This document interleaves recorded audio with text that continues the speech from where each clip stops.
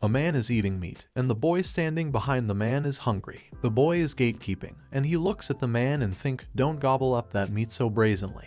As he was in his thoughts, someone came and asked him, hey, what are you doing just standing there? The people came, and one of them pointed at the boy and questioned him that is he trying to tarnish the name of the Blelek household, one of the 5 great families. The boy looked down and said that he is sorry to Raphael-sama. Raphael looked at him disgustingly and said he can't believe he have to waste a salary on scum like him and tossed some coins toward the boy. The boy gets angry, but he can't do anything because he is poor. The coins were on the ground, and Raphael asked him what is the matter. Are you not going to pick it up? He added that the boy should be grateful for this salary. The boy bends down to pick up the coins, and Raphael adds that his incompetent skills in this field of work are taking the place of an honorable holy knight. He said, you know what I mean. Raphael bullied the boy saying normally, there isn't a salary for people like him. Raphael asked him why don't pick the money up more eagerly and added that his mistake is their responsibility. If this goes on, he will end up with a fate worse than beheading. As the boy picks up the money, his stomach growls loudly because of hunger. Raphael again started bullying him, saying what the hell are those noises? Raphael kicked the boy in the stomach and said that he is acting as though they don't feed him.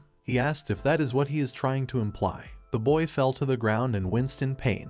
Raphael's friend pointed at the boy and asked what's that? He looks like a maggot. Raphael said, come on, get up quicker. Otherwise, I will be accused of negligence and poor gatekeeping by the other holy knights. Raphael placed his foot on the boy's head and crushed it, and said to him to get the fuck up at once. Another voice came from behind as someone says, Raphael, stop it. She walked closer to them and added, he will die. This is unsuitable behavior for a holy knight. Raphael removed his foot from the boy's head, looked at the person, and says, so, Roxy Hart is on today's shift. Roxy Hart goes to the boy, and Raphael and his friends start leaving. Before leaving, Raphael said that, at best, he should be diligent while standing on guard. Raphael looked at the boy and smirked. Roxy Hart addressed the boy by his name Fate and asked him if he is alright. Fate looked at her and thought that his name was like that. He can't believe she remembered it. Fate says he is fine and thanked her for helping him. Roxy Hart tells him to don't thank her. She extended her hand for Fate to support him to get up and added that they are comrade gatekeepers after all. She told him to take turns and added that if they ever do anything like that to him again, she will. Fate didn't let her complete the sentence as he said he is alright and started leaving, saying, well, I will be off. Fate runs from there as he thinks of Roxy. He thinks he doesn't want her to get involved with those guys because of him. He wants her to follow her own path without being held back, and that would also be for the sake of the kingdom. Fate walks into the town, and his stomach growls again. He thought hard bread and thin soup won't do. They hardly do anything to fill his stomach. He further thought that in this world, everyone is born with a skill. It's a blessing that God has gifted them, but there are also those in this world who are not blessed by God. Fate's skill is gluttony. It is simply a skill that makes one excessively hungry. He thinks that he is an unnecessary person in this world. On the other hand, some people are holy knights in their own twisted way. They are people you would be unable to beat in a fight. Fate took after his ancestor, and he thinks that those guys will beat him to death, which reminds him of Raphael and his comrades. Fate hopes that they aren't harassing Roxy-sama. Fate walks by the buildings, and suddenly Roxy is in front of him, gatekeeping. He looked at her and felt relieved, but something else caught his attention. There were intruders who were trying to climb the building. Fate realized that for Roxy-sama, that is a blind spot, so he hurried up to let her know. He runs toward her and called her. Roxy-sama also saw him coming and asked Fate did he not return home. Fate explained to Roxy that they have a big problem. There were bandits climbing the east wall over there. Roxy was surprised and asked him if that is true. Fate said yes, there is no doubt about it. Roxy took a breath and said calmly that she got it. She hands over the polearm to Fate and says that she will make her way there, and asked him that while she is gone, could he take over as gatekeeper for her. Fate replied of course, and she gets ready to leave with her sword. Fate called her and said best of luck. She smiled at him and told him to leave it to her, and she added that she is confident in her ability to stop them. And with that Roxy left, and Fate worriedly looked at her. As Roxy heads towards the east wall, she encounters a group of intruders there and fought with them. After some time, Fate realized that it's become quiet and thought, is it over? Roxy-sama really is amazing. He was in his thought when one of the intruders came toward Fate. His one hand was bleeding, and Fate thought it was Roxy-sama but got surprised. The intruder called him small fry and told him to get out of his way. Fate was surprised as he thought someone made it past, and if Fate let him pass here, the blame will fall on Roxy-sama. So held the polearm tightly and thought there is no way he can let him pass. So Fate attacked him with the polearm. He defeated the intruder and said, "I did it." Suddenly Fate felt something. His gluttony skill activated. Stamina plus 150, will plus 100, strength plus 150, agility plus 30, everything increased in him. He got surprised and thought that this feeling, it is like his stomach is filling up. His every stat was up, and appraisal and mind reading were added. Roxy Hart came and saw him. She called his name and asked him if he is alright and if he is hurt. Roxy grabbed Fate's shoulder worriedly and told him that she mistakenly let one guy slip through. He told him he is pale and she is worried. Fate gets nervous, so Roxy asked him if something is wrong. He replied, "No, it is nothing." He tells her that he is really fine, and added that he didn't even get hurt. Roxy says, "I see," and signs. What a relief. Thank goodness. Roxy removed her hand from him, and he thought, what was that just now? Fate called her and told her to pretend as though she took care of all of them. She said that is not fair and asked him didn't he also take care of one of them. He replied that was also thanks to her. He added that if Raphael Sama hears about this, it will be troublesome. She agreed to him and said okay, understood. They will report it the way Fate suggested. Fate thanked her again, saying thank you very much. Roxy said that she is the one who should thank him. If he hadn't warned her about them, she did have damaged the name of the Hart family. She added to let her thank him properly. Fate gets nervous and said no need. Having a holy night, thank him, would be. Roxy made a face, and Fate thought so even she can make a face like that. Roxy thought for a few seconds looking for a way to thank him, and then she said, got it. She smiled at Fate and said why don't he come and work for the Hart family. She added that she is sure her father will take him in if she tells him about this. Fate got surprised and said no way. He added that his skill is useless and there is an issue with the Blelick family. Roxy told him that he doesn't need to worry about the Blelick family and questioned him does he was intent on working for the Blelick his entire life. When Fate thought about it he realized that would not be good. Fate then bowed to her and said that then he looked forward to working with her. She replied good and added that it is already late, so he should go home today, and told him to come to the Hart household the day after tomorrow at noon. She added that she will be waiting for him. Fate again bowed to her happily and said thank you very much to her. He can't believe how happy he is feeling. In the dark night, Fate is standing on dead bodies, holding a sword in his hands. A skull masks on his face, but suddenly he opened his eyes and woke up. Fate had a nightmare. He felt like he just had a weird dream. And then he thought that what happened yesterday wasn't a dream, right? He remembered everything, from Raphael bullying him to him killing the intruder. On that note, he wondered about the voice he heard yesterday. He thought what it said was appraisal and mind reading. As he was thinking about it, a chart appeared in front of him.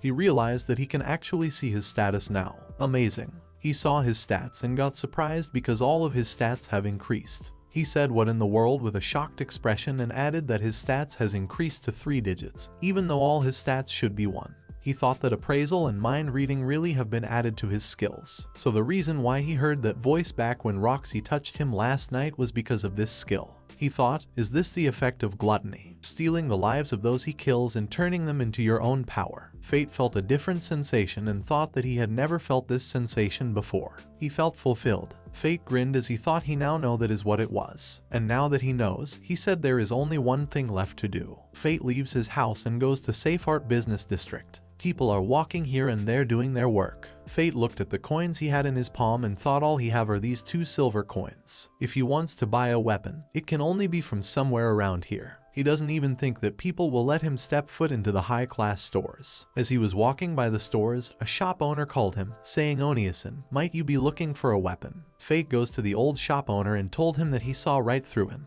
The old man stated that he was walking around while ogling the weapons. So, of course, he did know. The old man asked Fate, so what does he think? Want to take a look? As he pointed at the weapons in his store, Fate thought that he did be able to afford something from a place like this. So he said okay to the old man. The old man asked Fate for his budget to buy weapons. Fate hesitantly showed the 2 silver coins to the old man. The old man made a disgusted face and said to Fate that he is piss poor after all and added he shouldn't have been so kind.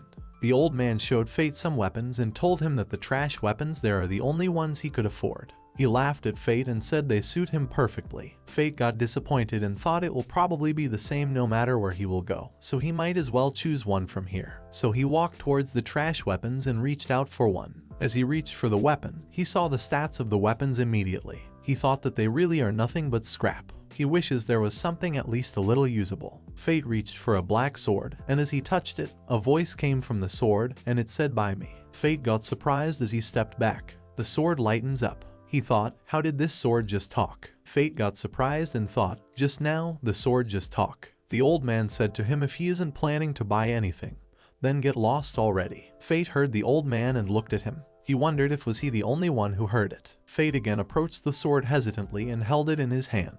Again a voice came from the sword saying, interesting, you aren't running away. Fate thought he knew it. It is talking to him through the mind-reading skill. He thought, is this sword cursed or something? It doesn't really seem that unusual, though. He checks the stats of the sword, but to his surprise, the only thing he saw was its name and form. He can't see anything apart from its name and form. Fate thought that the way this sword is treated is just like him. The sword asked Fate what will it be? Will he buy it? Fate looked at the other swords and thought that this one is also the only one that looks usable. So he made up his mind and said, yeah, I will take you. He added that he doesn't have any money anyway, and he feels like they resemble each other. The sword said, very well. This must be some kind of destiny, no, maybe fate. The sword added that he will accompany him for the rest of his days. The sword asked Fate what is his name, and he replied, saying his name is Fate. Fate Graphite. He asked the sword what should he call him. The sword said very well and told him that he is Greed. Greed added that he should feel honored to be able to wield him.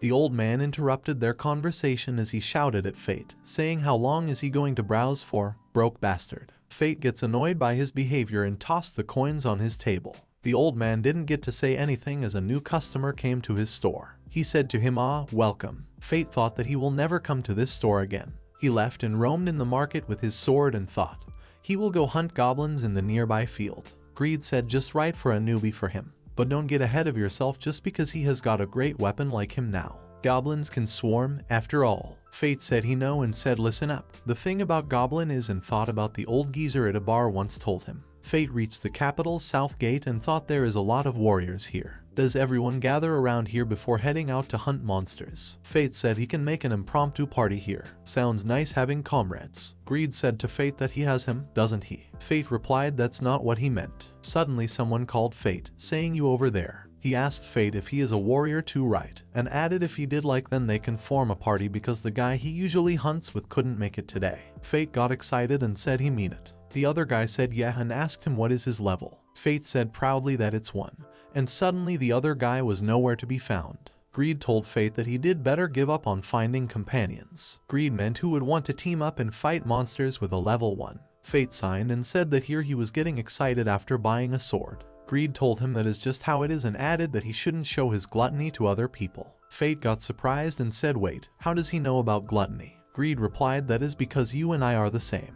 Greed added that he will probably understand soon whether he wants to or not. Fate thought he is right. Fate also doesn't think it is wise to let other people know about a skill like that. If they find out about his skill, there is a chance he may get killed. Fate smirked and added, but because he has this power, he can become so strong that nobody could even lay a hand on him. And then Fate decided and said alright, first up is hunting goblins. Fate arrived south of the capital at the so-called Goblin Field. Goblins have made this their home. They attack and pillage any carriages passing through the field. Fate was looking for them when he saw a goblin sleeping, and Fate thought this is it. Fate was hiding in the bush as he thought. It doesn't look like any other enemies are around, and it's even sleeping. Fate saw the stats of the goblin, and it said this goblin is a goblin fighter. Fate thought that judging from the name, there are other types as well, and his stats are much lower than his. Fate noticed his skill is strength up. He wondered since there is a small, a big might also exists. He realized that he is in wide open, and he attacked him. The goblin woke up, and Fate's gluttony was also activated. Fate killed the goblin, and strength up was added to his skills. Fate checked his stats and said okay. He happily thought they are increasing. He is getting stronger. Greed then called him and told him to don't get so excited over a mere goblin's skill. The day will be over before he knows it if he does. Fate said oh, come on. It's his first time defeating a monster, after all. He added that he doesn't think it's the same for other warriors, but he has only ever been able to run away from monsters until now. Greed replied okay. Fate goes nearer to the goblin and said let's see. Fate cuts the ear of the goblin and puts it in his bag and thought that he remembers that if you take the ear, you can get money for it from a converter, right? Only 10 copper per goblin, though. He hoped he can earn more than he did as a guard. After collecting it, he excitingly said alright, on to the next one. Fate looked for another goblin and came across one. Fate observed him and thought, this one is with a shield. Gotta be a new type. He checked the goblin's stats and thought, so it's a goblin guard. That shield looked troublesome to Fate. He further thought that they covered each other's weak points and guessed that they specialized in attacking in groups of two. One is with a shield and the other without it. Fate guessed that he should start off with the offense, the goblin fighter, and also realized that he did be a pain if he suddenly get blocked by that shield. He thought that he don't have much fighting experience, so he did like to be sure that he killed both of them. And in that case, he gripped his sword with both hands as the goblins were standing with full attention.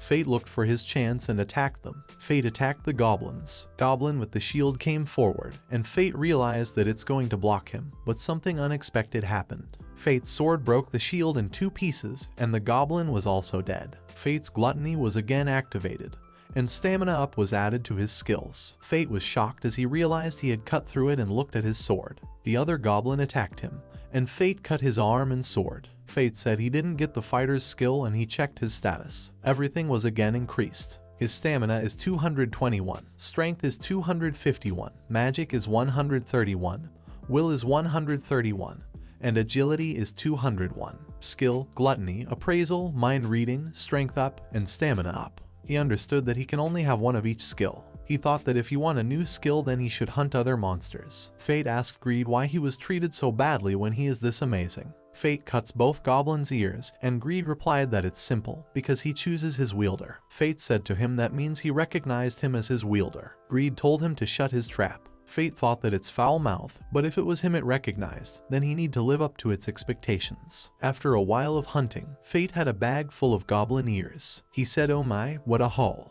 He doesn't know why they did, but he was lucky all the goblins just appeared before him like that. And then he wondered how his status looked now. He checked his stats and said holy moly in a surprised way. He added, "Is this for real? No way." Stamina, strength, and agility are all over 1,000. But he wondered why he still didn't level up. He thought that he should have gotten quite a lot of spheres. Greed told him it's because he holds one of the sacrilegious skills that he cannot receive the sphere's blessings. Fate got shocked and wondered if he is committing sacrilege. Greed explained to Fate that gluttony is the act of stealing the stats and skills of others when he kills them, which means that he rejects the divine concept of levels. Greed added that people like him will receive no blessing from the gods. His stats all being 1 at the start was also proof of that. Greed asked Fate if he knew about it. Fate got shocked after hearing what Greed said. Greed was about to say something else too, as he added also, but ended it with "it's nothing." Fate got inquisitive as he said, "Oh, come on," and told Greed that he is curious now. Greed said that it's still light out, so they better get back to the capital. Fate lifted his sword and said, "Now listen here you." He couldn't complete his sentence as his stomach growled. He is hungry now. He said to Greed that well, he is right and told him that he is hungry and thinks they did enough for today.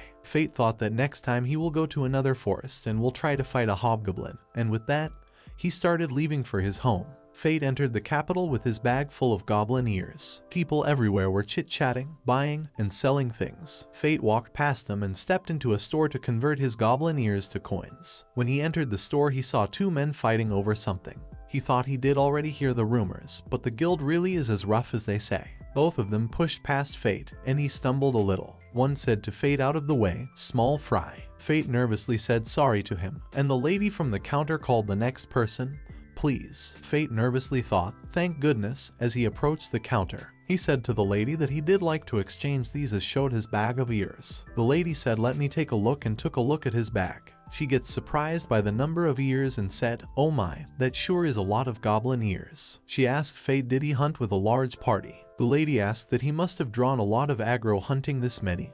Fate replied, "Aggro." The lady explained to him that if he kill many of the same species in one day, monsters of that species will bear a grudge and start targeting him. So that is why people usually only kill 10 in one day at most. Fate didn't know about this fact, so he nervously said, "Is that so?" and told her that he is new, so he didn't know. He thought that is why so many monsters came at him while he was fighting. The lady asked him, saying he is surely only in rags because he fought so much, right? She complimented her by adding a good job. Greed said that's just what he wears, and Fate told him to shut up. The lady got surprised by his sudden change in tone and comment. Fate waved his hands nervously towards the lady and said he just thought those guys fighting were being too noisy. The lady smiled and said then she will prepare his reward and told him to wait just a moment. While he was waiting, his stomach growled again, and he thought about what he should have for dinner. He hoped that he can eat something filling. As he was thinking about his dinner, Greed called him. Greed said, "Hey, it feels gross being so dirty." He told Fate that he did better clean him up before dinner and added that Fate really need to give him proper maintenance after fighting.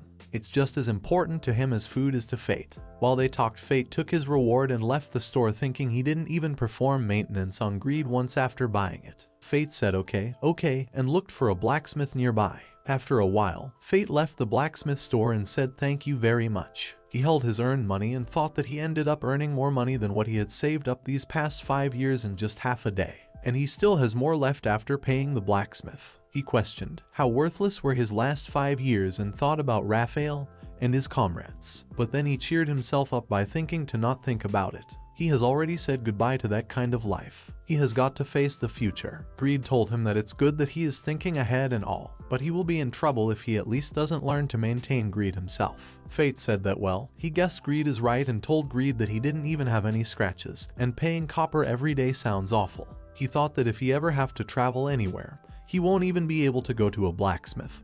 And he had been fighting alongside this guy, so Fate said that he got it. After dinner, he will go buy some tools for maintenance. Greed said to Fate that it means he finally understood how great he is, and he better be as careful as if he were polishing gemstones. Fate asked Greed he really is a proud weapon, and Greed replied, of course, he is Greed after all. Fate goes for his dinner as he thinks it will be okay to have a bit of a luxurious meal today. He started to decide what he should have, and he decides it's going to be meat, delicious meat. He stood in front of a shop and thought this place smelled rich in grilled meat. Fate said, alright, let's eat here. When he was about to enter the shop, a man came and walked towards him and pushed him aside. Fate hit the floor and saw a little girl with that man. The girl was in a bad condition, and the man was pulling her by her hand. The man questioned Fate angrily, where the hell is he looking, stupid bastard? Fate also replied to him in his tone, what did he call him? The man takes the little girl's hand and told her to stand up already. Fate called him and tried to stop him, saying hey, and he grabbed the shoulder of the girl. When he grabbed her shoulder, Fate heard a voice saying save me. He got surprised by this sudden voice as the man dragged the girl with him, and Fate thought, what was that just now? Fate could not understand at all why a girl he never knew yet would ask him to help. That man was not her father. Is she being abducted? He wondered. Fate tried to use his ability to check the statistics of the man who was dragging the crying girl, and was shocked to see that there were no skills listed on the tab. Greed explained to Fate that it must be a hiding skill that lets a person hide the skill that the owner has, making it impossible for people to see his or her skills, but it can be figured out that the man is a warrior in accordance to his stats. Even though the man had lower stats than Fate, he had the eyes of a murderer, representing that he would not think twice before swinging his blade at a human being. Fate decided to go and save the girl and let the food wait for some time. Greed advised him to never try to show mercy to a man who doesn't hesitate before killing people, as it may harm him later. Fate followed the girl and the kidnapper to a warehouse. Fate peeks from the broken window just to see the girl chained by the pillar. He slapped the girl for no reason at all, as he mentioned how he loves kidnapping kids, as they become obedient as soon as they are threatened a bit. He pitied the little girl for having a useless ability and being abandoned by her parents. The glimpse of the little girl lying on the ground made Fate remember his time when he was also bullied for having a useless ability, and how people treated him in the worst way possible. The kidnapper further told the girl that she would become a plaything to a holy knight, and that the last girl he kidnapped couldn't live much and died in just a week as he kicked her belly, making her fly meters away. Such a scene aggravated Fate down to his wits. Greed and warned him not to let his emotions take control of him. Fate calmed him down and reached out to the girl after the man left through the door. Fate used his sword's ability to cut through the chain as the girl cheered, thinking that she was free now and Fate would save him from the kidnappers. Suddenly, all her expressions changed to fear as Fate looked back to see the kidnapper looking at him. Fate looks back to see what made the girl look so terrified even though he saved her. The big bruiser who kidnapped the girl was looking right toward him. He told Fate that he was looking out for some entertainment as he pointed his sword at him. It didn't take much time for Fate to realize that he had walked right into a trap. Fate and Greed knew that this was a difficult situation, as it is hard to fight while protecting a girl. Greed commanded Fate to take a step back and he did so. The kidnapper was confident in his abilities, making him a bit careless. Fate lured him into a cozy place and swung at him directly while the kidnapper's guard was down, cutting right through him. The kidnapper told Fate in his breaking voice that Hud Blylock was the one behind all this kidnapping. The same family Fate was working for him. Fate promised him that he would put the Blylock family, the evildoers, in their place. Fate absorbed the kidnapper's skills and received a sharp edge skill that lets you hit twice when countering. Afterward, both Fate and the little girl had their fill in the beautiful and fancy restaurant and then dropped the girl back in the same orphanage which was close to his slum. All the nuns finally calmed down after being worried by the absence of the little girl. The little girl presented her gratitude to Fate with tears in her eyes, and Fate bid farewell to her. He realized, looking at the little girl's face, that he still had a long way to go and it would be a rough and hard route he had to follow. Suddenly, the thought of visiting Roxy's family castle strikes his mind. The nervousness is a self-explanation for various reasons. That Roxy has always been polite to him even though she is a holy knight. Tomorrow Fate needs to go to the mansion of 5 great families. On the other hand, Greed was all calm and cool.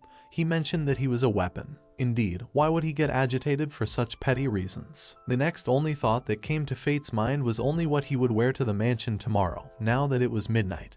None of the stores are open and he didn't have a choice but to walk down the alley back to his home for the time being. Fate has come a long way from where he was then to now, from a small disrespected gatekeeper to such a man who can protect himself and has a nice weapon and gear for himself. He is not dependent on the coins thrown at him by the Blelick family and is a separate identity by himself. Fate is now ready in his nice, shiny outfit and his leather bag and boots to go to Mrs. Roxy's mansion. The guard lets him in as a guest and shows Fate where Roxy is, while Fate praises the beauty and peace of the surroundings. After walking through the beautiful bushes and greenery, he comes across Roxy Sama herself in her beautiful dress, unlike the armor she wore at other times. Fate was left speechless and mesmerized by her beauty, making Roxy blush at his sudden compliment. Roxy leads the way to her father's grave. She tells her father's grave that she will be hiring Fate as she puts on a bouquet while paying respect to him. Roxy's father passed away 5 days ago in Gallia. Gallia is the capital of the southern continent ruled by extremely strong monsters, unlike the monsters here. This happened just before the intruders incident occurred. Fate wonders how she was hiding the grief of her father's death while she motivated him then.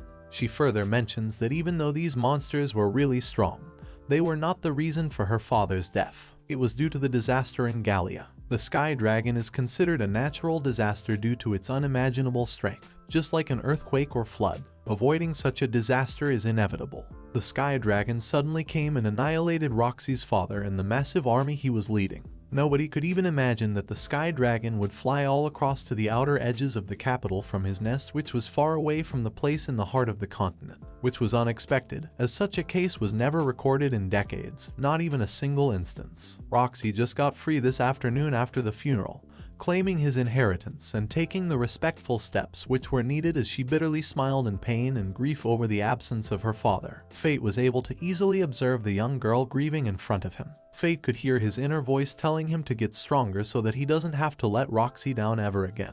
As Roxy announced that she would be the one to raise the status of the house in place of her father and asked Fate to help her out, the same. In reply to this, Fate wore in front of her father's grave that he would help her as they looked at each other in pure determination and focus. Fate's inner voice still kept telling him that this was not enough. He was hungry and he needed more and more. The bright sunlight filtered from the windows as Fate woke up with a smile on his face, looking out to a beautiful new day. Fate excitedly started his day greeting the gardener as he spent his day enjoying his gardening work in the mansion with the head gardener. Afterward, Fate couldn't stop smiling as he saw meat on his plate during dinner with everyone around him. Something was a bit different. Even though Fate was eating his fill, something made him feel that his hunger is not being quenched. He could feel a worse hunger in himself which was different from every other time yet. Roxy called Fate out of his dream world he was in while deep thinking. Roxy came close to Fate to check on Fate if he was fine as he looked a bit pale and overworked to her. Fate tried to calm her down and tell her that he is fine. Something happened to Fate the moment he said that he was getting sucked in a whirlpool as he fainted right in front of Roxy on the dinner table. Fate woke up back on his bed. He wondered what is happening to him. He fell on the small note from Roxy asking him to take a day off. Fate regretted again being a burden to Roxy and sleeping for the whole day. He asked Greed about the situation and why this is happening to him as he has never felt such a hunger yet. Greed knew about this. He explained to Fate that the die has been cast and it was too late now. The more souls Fate's skill eats, the stronger it will get, and now that his skill has tasted a soul, there is no way back, and he must keep feeding him more and more souls to his skill. Hence this skill is called starvation mode. Fate could see his red burning eyes in the mirror representing his hunger and activation of his skill, and it will keep getting worse until he dies or end up attacking everyone around him. He can always live his life as a servant with Roxy, but this is something that will always be there deep inside him and he must keep fighting in a hidden way. The thought of Fate attacking his close ones or Roxy herself scared his wits due to his starvation of the skill.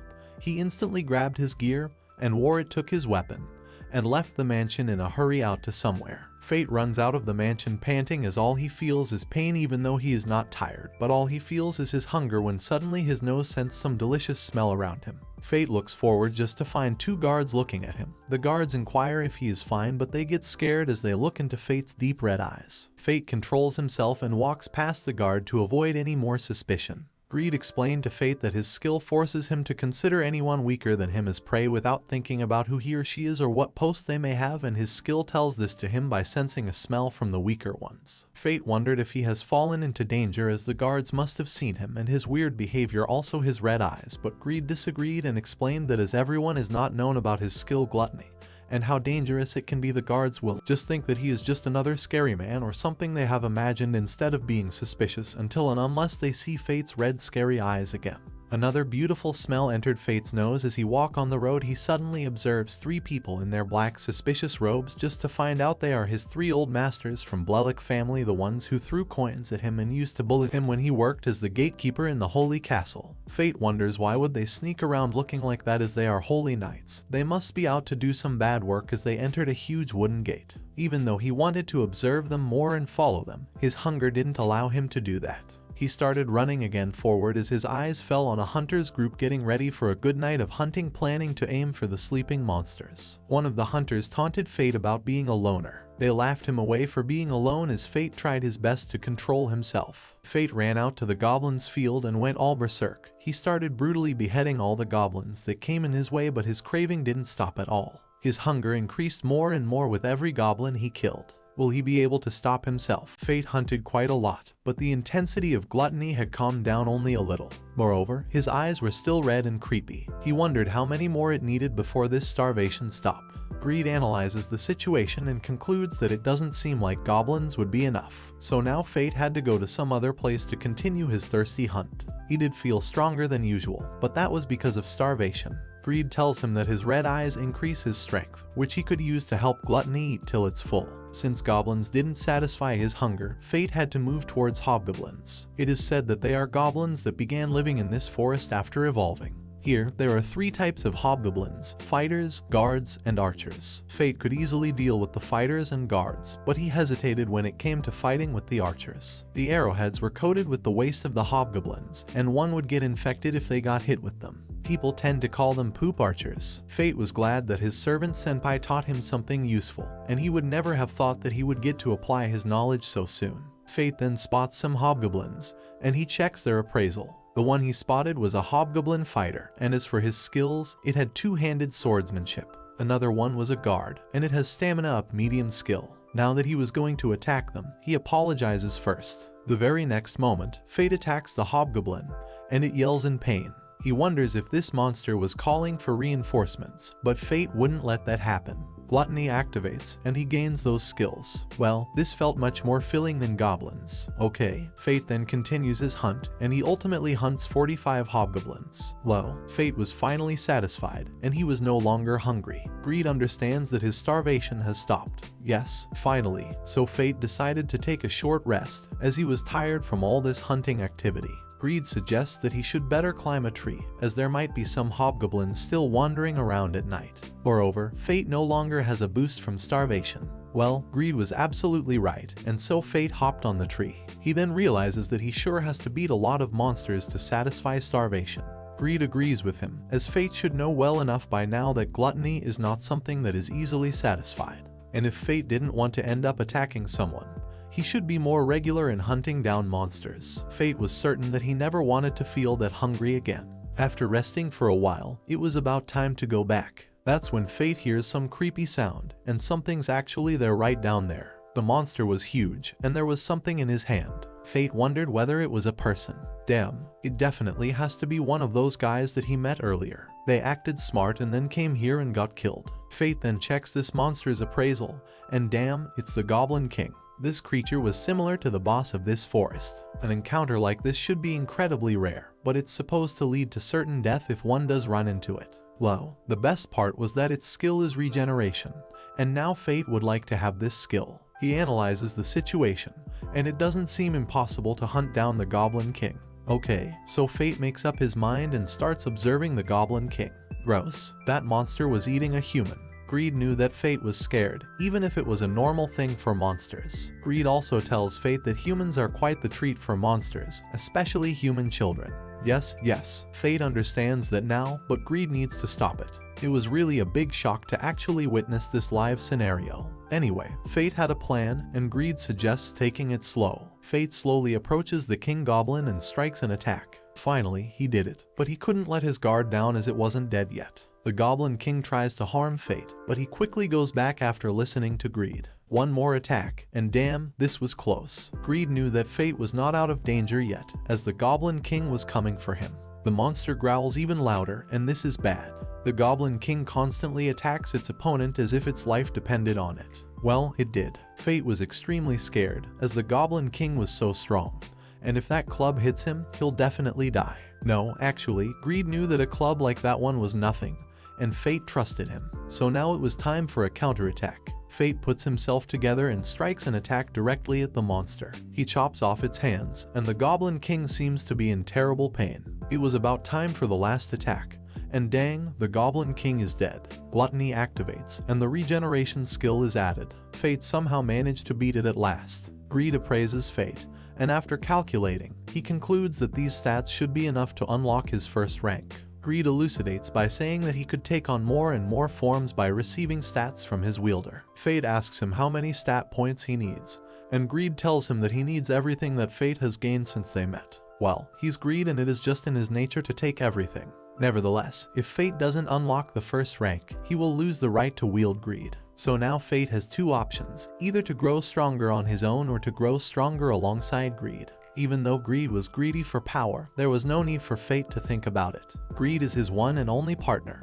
and Greed was certain that Fate wouldn't regret this choice. They decide to stick together, and Fate transfers his stat points to him.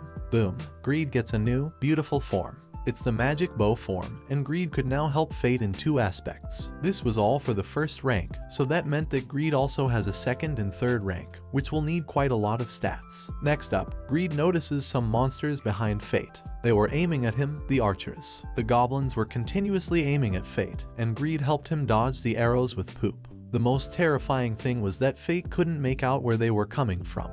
Greed advises trying to aim at them, as with this form, Fate only needs to roughly know where they are to hit them. Greed also explains the process of the formation of arrows that will take place with mana. Alright then, Fate aims in a particular direction, and it does hit a poop archers. After winding up this matter, Fate hurried to go home before the sun rose. Greed reminds Fate about taking away the Goblin King's ear. Fate tells him that this would make him stand out way too much. After all, he was only at level 1.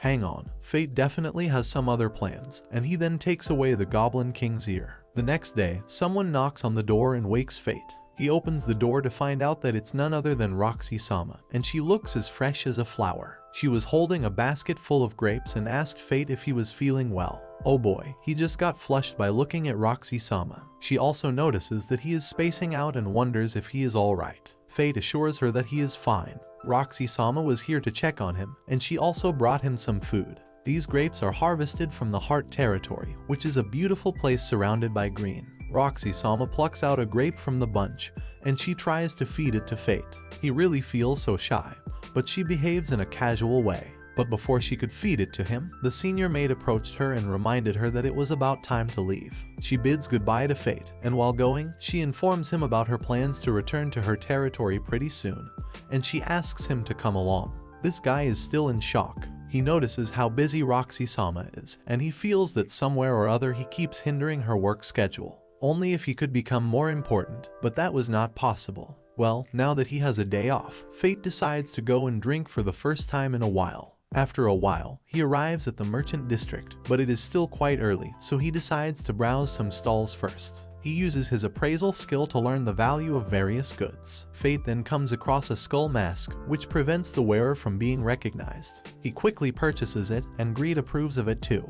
This mask would help him hide his identity when he hunts monsters at night. Fate suddenly stops dead when he hears people talking about how the corpses of the goblins were found all over the place. Yes, it was now the talk of the town. Most of them think that it's the work of the monsters, and they also heard that Hud-sama of House Blelik headed out to subjugate it. Well, for the people, it was a relief to hear that the Holy Knights of House Blelik were on this case.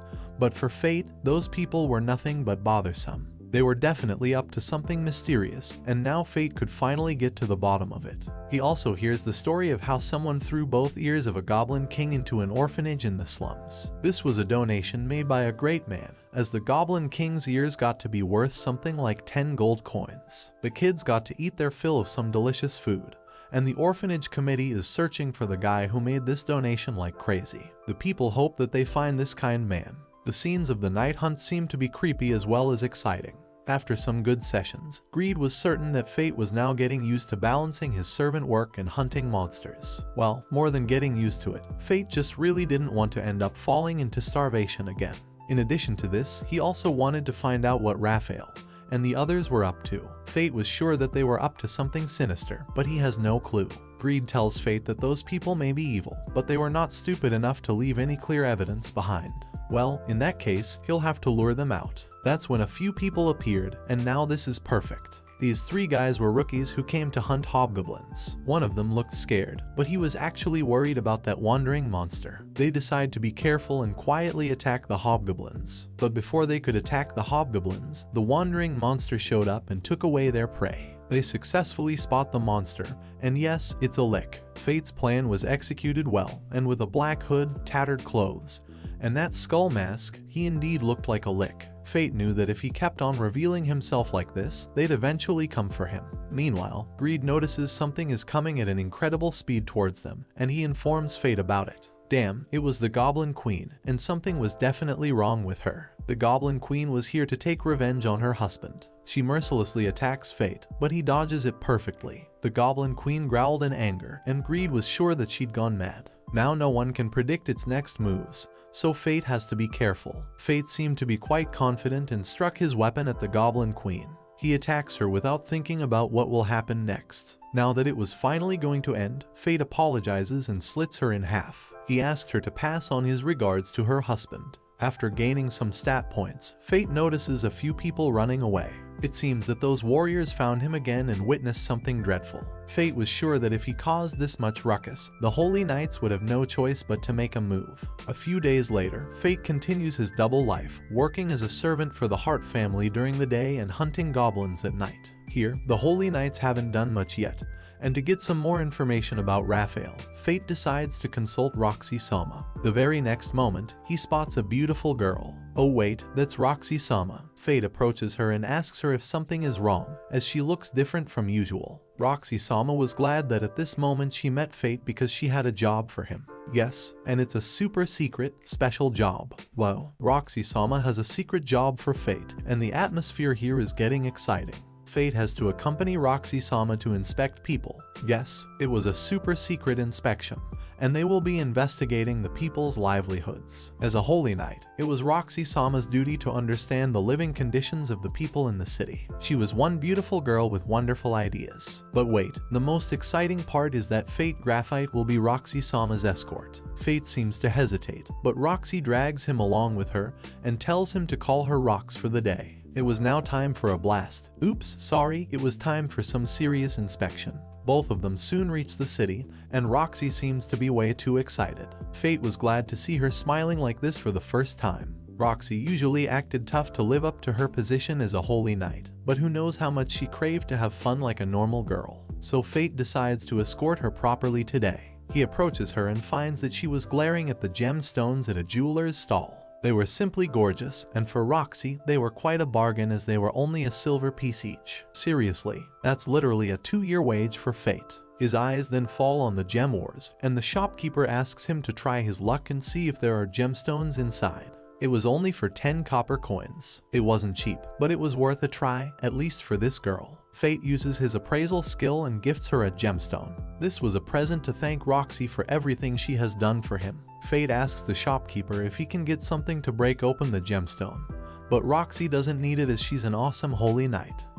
It's a hit. Of course it is. Roxy holds the beautiful gemstone in her hand and glares at it. She thanks fate for it and promises to treasure it. Next up, during their investigation, they find a kid who apparently got separated from his mother. Well, this was troublesome, but they couldn't just leave him alone. Roxy approaches the kid and questions him about the incident.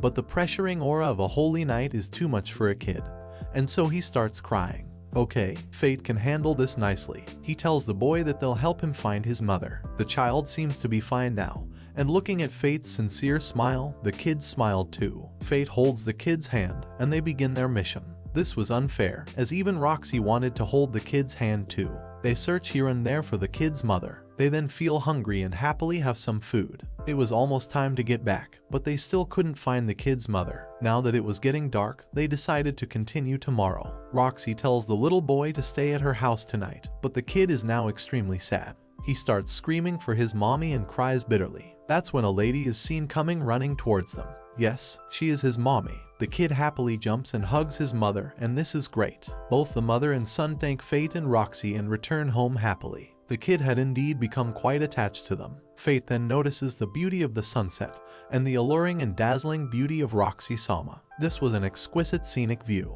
Roxy catches Fate staring at her and asks if anything is wrong. It's nothing. Well, now that everything was fine, they needed to get home soon, or the senior maid would scold them. They hurry and get back. And regarding the talk that they had regarding the territory, Roxy Sama has decided to take Fate along with her this weekend.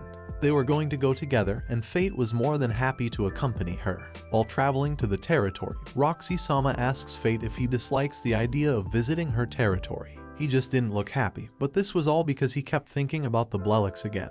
This was not good, as he should be enjoying Roxy Sama's trip home with her today. Fate clarifies with Roxy and assures her that he is really looking forward to this trip. They discuss about the harvest season and the grapes that Roxy gave him the other day. Roxy explains to him in detail about how this place wasn't originally suited for growing grapes and how it took years of dedication and work to improve the quality of the soil until it became rich. It was indeed the pride of the Hart family, but this also resulted in the appearance of monsters who were after their rich harvest. The kobolds were troublesome monsters that an average warrior wouldn't stand a chance against. They tend to move in flocks and work together in groups. They were also hard to ambush because of their good sense of smell. Hunting kobolds was part of the reason Roxy returned here at this time every year. They came from the canyon, and she was certain that they would come this year as well. Meanwhile, Fate's stomach growls, and damn, it's gluttony that is responding to the kobolds. Abruptly, their carriage halts, and it's the Arrowwolves that call this field their home.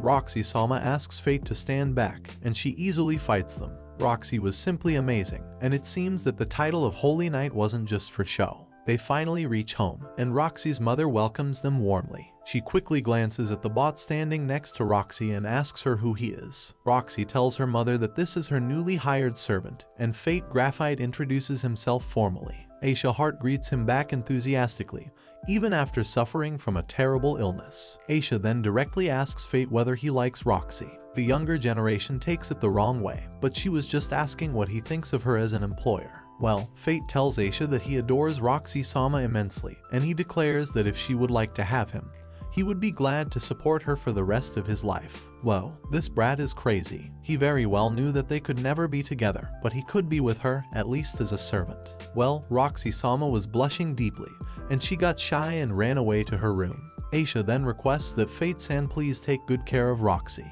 Yes, she could definitely count on him. It had become quite late when Fate finished some work where he helped in harvesting grapes. He was now in a hurry to get back to the house. That's when he spots a person coming towards him with a weapon. Moreover, this person has red eyes. He takes a look at her, and it seems to be the same as his red eyes when he is in starvation. He tries to use his appraisal skill on her, but he can't see anything.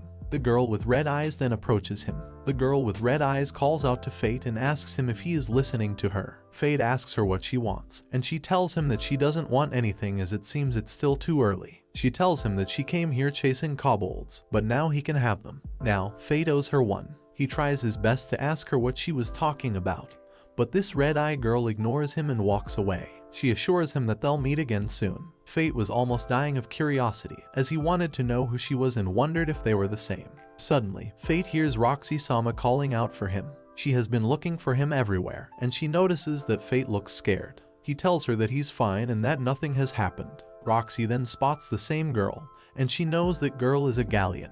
It was odd for a galleon to be roaming in a place like this. Oh, so she's a galleon. Fate has heard of them before, but he thought that they almost went extinct quite some time ago. Yes, he was right. They were the original inhabitants of the continent Gallia. Their main features included tan skin and snow-white hair. Roxy knew that there was even a great nation called Gallia long ago, but she wasn't sure about it. Anyway, it was her first time seeing someone who looked so much like a galleon. Both of them glared at the galleon girl for a while, as though they desired to know everything that happened in her life. Then Roxy asks Fate to get back, as he must be tired. They both get back home, and whoa, it's dinner time. There's a lavish dinner waiting on the dining table for them. It included meat and whatnot. Fate seemed to be excited, and he decided to do a perfect job by serving food for Roxy-sama. Roxy settles down, and she then shows Fate his seat and asks him to be seated. Fate couldn't believe that he was getting to sit right next to Roxy-sama for dinner, though he had dreamed of it many times. When Fate looks hesitant, two of the servants give him a push and make him sit. Both of them seem to be shy,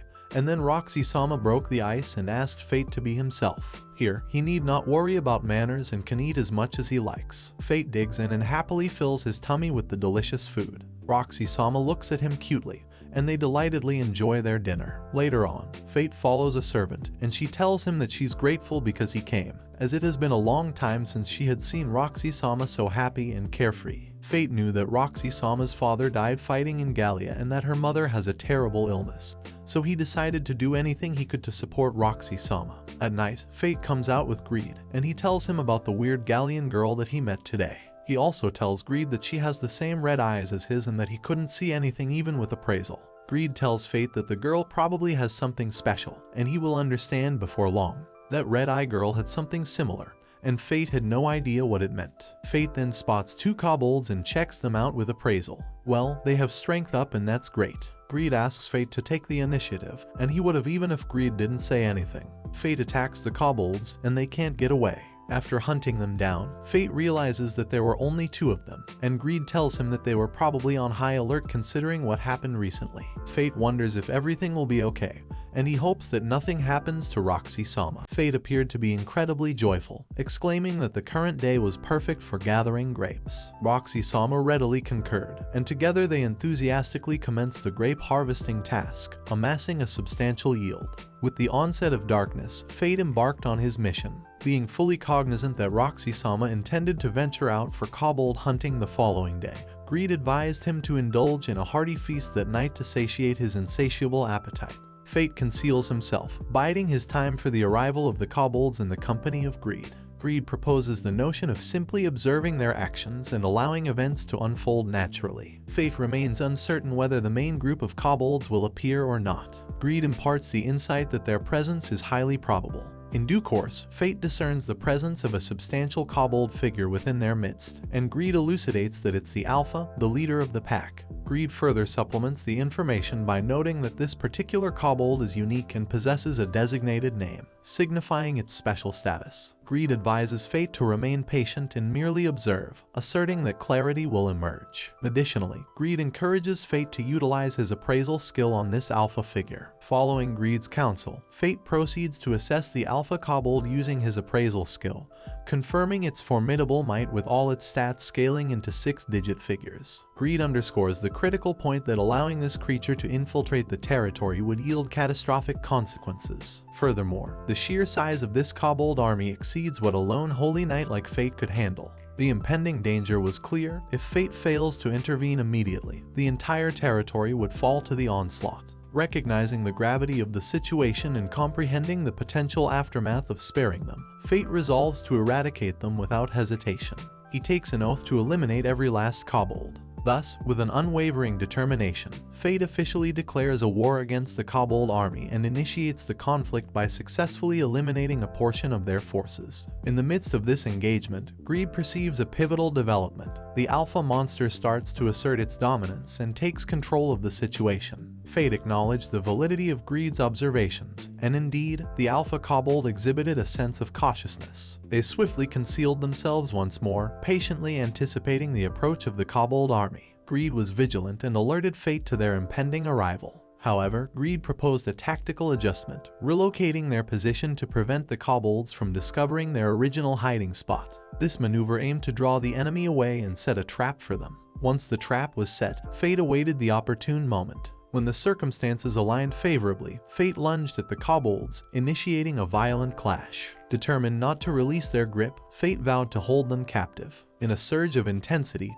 Gluttony, the power within him, surged forth. It was almost as if Gluttony was celebrating.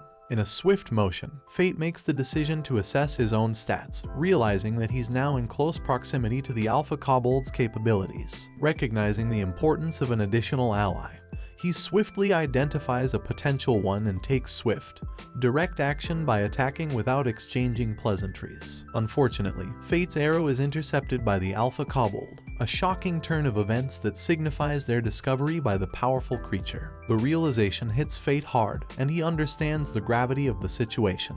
The situation has turned dire, and the element of surprise is lost. Greed, grappling with the new predicament, contemplates their options. One of those options being whether they should retreat at this point. But Fate is resolute in his determination. Well, retreating was not an acceptable choice here. The safety of the people and the territory is non-negotiable for him. Fate didn't want to lose those people in that place under any circumstances. Fate's determination burned bright, with Greed steadfastly at his side, aware of Fate's resolute intentions. Greed's insight into Fate's mindset was clear. Greed's counsel was strategic. Fate should gradually diminish the enemy forces while avoiding direct confrontation with the Alpha Kobold. Simultaneously, Fate must persistently work on elevating his own stats by targeting the junior members of the Kobold group. Aware of his predicament, Fate diligently engages in battle with the junior kobolds, aiming to enhance his own abilities. Yet, despite Fate's efforts, the challenge proves formidable. Greed advises Fate to utilize a combination of ranged and close combat tactics, using the bow to maintain distance, and then switching to the sword for close encounters. Although Greed's recommendation seemed straightforward, Fate understood that executing it effectively was a demanding task. Well, it was easy for Greed to say so, but in reality it was indeed difficult to work on it. Fate exerts himself to the fullest, attempting to harm the Alpha Kobold through frontal assaults, yet his efforts prove ineffective. Just as the situation seems tense, a group of junior kobolds emerges, moving in Fate's direction. Fate faces them with a grim determination, initiating a violent clash that results in a fierce confrontation and a display of bloodshed. Fate continues to combat these creatures, his resolve unwavering. However, the scenario takes a darker turn as the alpha monster enters the fray, escalating the tension and intensifying the conflict on the battlefield. The moment the Alpha Kobold launches an assault on Fate, he swiftly comprehends the staggering might of this adversary. The impact of a single blow hurls Fate a considerable distance away from his initial engagement point. Greed's voice resounds, urging Fate to regain his composure amidst the overwhelming force. Nevertheless, the Alpha Kobold remains unrelenting, persistently launching successive attacks at Fate. Through sheer determination, Fate miraculously evades the second onslaught, realizing the immense, almost surreal power wielded by the Alpha. In the midst of this tumultuous battle, another junior kobold seizes the opportunity to strike Fate by stomping on his body. This act of aggression triggers a surge of frustration within Fate, compelling him to retaliate against the kobold assailant. Through sheer determination and resolve, Fate succeeds in activating the power of Gluttony. With a rush of energy, his stats undergo a remarkable surge, finally surpassing the stats of the formidable Alpha Kobold. Fate Graphite was now totally ready to fight this Alpha Kobold. Armed with his now formidable 6-digit stats, Fate assumes that he has drawn a significant amount of aggression from the Alpha Kobold, evidenced by the palpable animosity directed his way. Greed advises Fate to remain composed and not succumb to his emotions, warning that if he becomes careless, he could potentially meet his end. While Fate wields immense power, he's acutely aware of the dangers inherent in underestimating the threat. As the Alpha Kobold prepares to launch an attack against an unsuspecting warrior, Fate readies himself to respond. Yet, he refrains from initiating the battle, recognizing the importance of staying cautious and vigilant. In a sudden burst of motion, the Alpha monster springs towards the boy, directing its aggression at Fate. Swift reflexes allow Fate to evade the attack, narrowly escaping its clutches. However, Fate discerns that the Alpha Kobold is fixated on targeting his throat, a realization that propels him into action. With self-preservation in mind, Fate chooses to prioritize his safety and makes a hasty retreat. As Fate flees, he observes that the alpha kobold is preoccupied with pursuing the young warrior. In a moment of reflection, Fate halts, comprehending the futility of his efforts despite his significantly enhanced stats. The vast disparity in combat experience becomes evident. The alpha monster possesses a keen understanding of how to effectively eliminate its prey. The alpha kobold executes an attack that immediately stands out to Fate as being far from ordinary, an elite skill of remarkable proficiency. Even Greed acknowledges the monster's exceptional skill, recognizing it as the one capable of invoking grief. Fate conducts a thorough appraisal of the alpha kobold's abilities, uncovering its unique skill, 1-inch, designed to deteriorate the target's body from within. The realization dawns that the monster's strategy is becoming evident, yet the path to victory remains elusive. Greed recommends Fate switch to the bow, prompting Fate to question the reasoning behind this choice. However, Greed's urgency precludes an elaborate explanation, and he implores Fate to heed his advice to avoid potential demise. Fate, with a resigned sigh, acknowledges Greed's characteristic impatience and promptly adopts the bow. Fate takes initiative, understanding that waiting for further instructions might prove fatal. He commences shooting at the alpha monster, attempting to chip away at its strength. However, the alpha kobold swiftly employs a countermeasure by seizing another junior kobold, thwarting Fate's strategy. Despite this setback, Fate remains steadfast in his conviction that getting too close to the monster is a perilous proposition. In a bold statement, Greed claims that if he were operating at full strength, a single strike would suffice to eliminate the alpha monster. Fate swiftly dismisses any inclination towards overconfidence, demanding immediate guidance from Greed. Greed proposes a daring plan to unleash the power of the magic bow by allowing Greed to consume a portion of Fate's stats. Fate hesitates initially, concerned about the cost to his stats, but the imminent threat posed by the approaching alpha kobold forces him to relent. Fate agrees, asking Greed for the exact stat point requirement. Greed requests 10% of Fate's stats, a demand that raises initial reservations. Recognizing the urgency of the situation, Fate relents, giving Greed permission to proceed. Greed commends Fate's decision, affirming that it's the right choice. Greed begins absorbing Fate's stat points without hesitation, commencing an evolution process that augments both Greed's appearance and power. The transformation leaves Fate astounded, his weapon now resembling an elite class instrument. Overwhelmed by the transformation, Fate gazes at Greed, who reacts with a touch of sardonic humor, dismissing Fate's incredulous expression. The time has come for Greed to unveil his newfound might and launch an assault against the alpha kobold. Fueled with enthusiasm, Fate eagerly prepares to unleash his newly enhanced weapon, the bloody Tommy gun, against the alpha kobold. The arrows find their mark, embedding themselves deep within the monster's body, eliciting a resounding impact. The alpha kobold responds with a pained roar, its life force waning until it finally succumbs to the assault. The battle has been won, the formidable foe lies defeated. However, Fate's triumph is short-lived as he is engulfed in agonizing pain. He senses his body being torn apart, and Greed informs him that Gluttony, driven by consuming the alpha kobold's potent soul, is on a rampage. Fate faces a critical choice: endure the pain or risk falling into a state worse than starvation due to Gluttony's consuming nature. Greed advises Fate to persevere and withstand the pain, assuring him that sticking with him is crucial. Inevitably, the Gluttony skill activates, causing Fate's stats to surge significantly. Additionally, a new skill, Unarmed Combat, becomes part of Fate's arsenal. After the ordeal, Fate finds himself panting and breathless, having experienced a sensation unlike any other. Greed inquires about Fate's perception of this new encounter, highlighting the value of novelty. Despite the visceral reaction, Fate expresses his aversion to ever undergoing such an experience again. Yet, his focus swiftly shifts to the aftermath. The landscape has been ravaged, with the once clear path now in a state of disarray due to the sheer force of the battle. The following morning, Roxy-sama prepares to depart for her planned mission to eradicate the kobolds. Meanwhile, Fate Graphite is roused from deep slumber by a sudden jolt, realizing with a pang of guilt that he has overslept once again.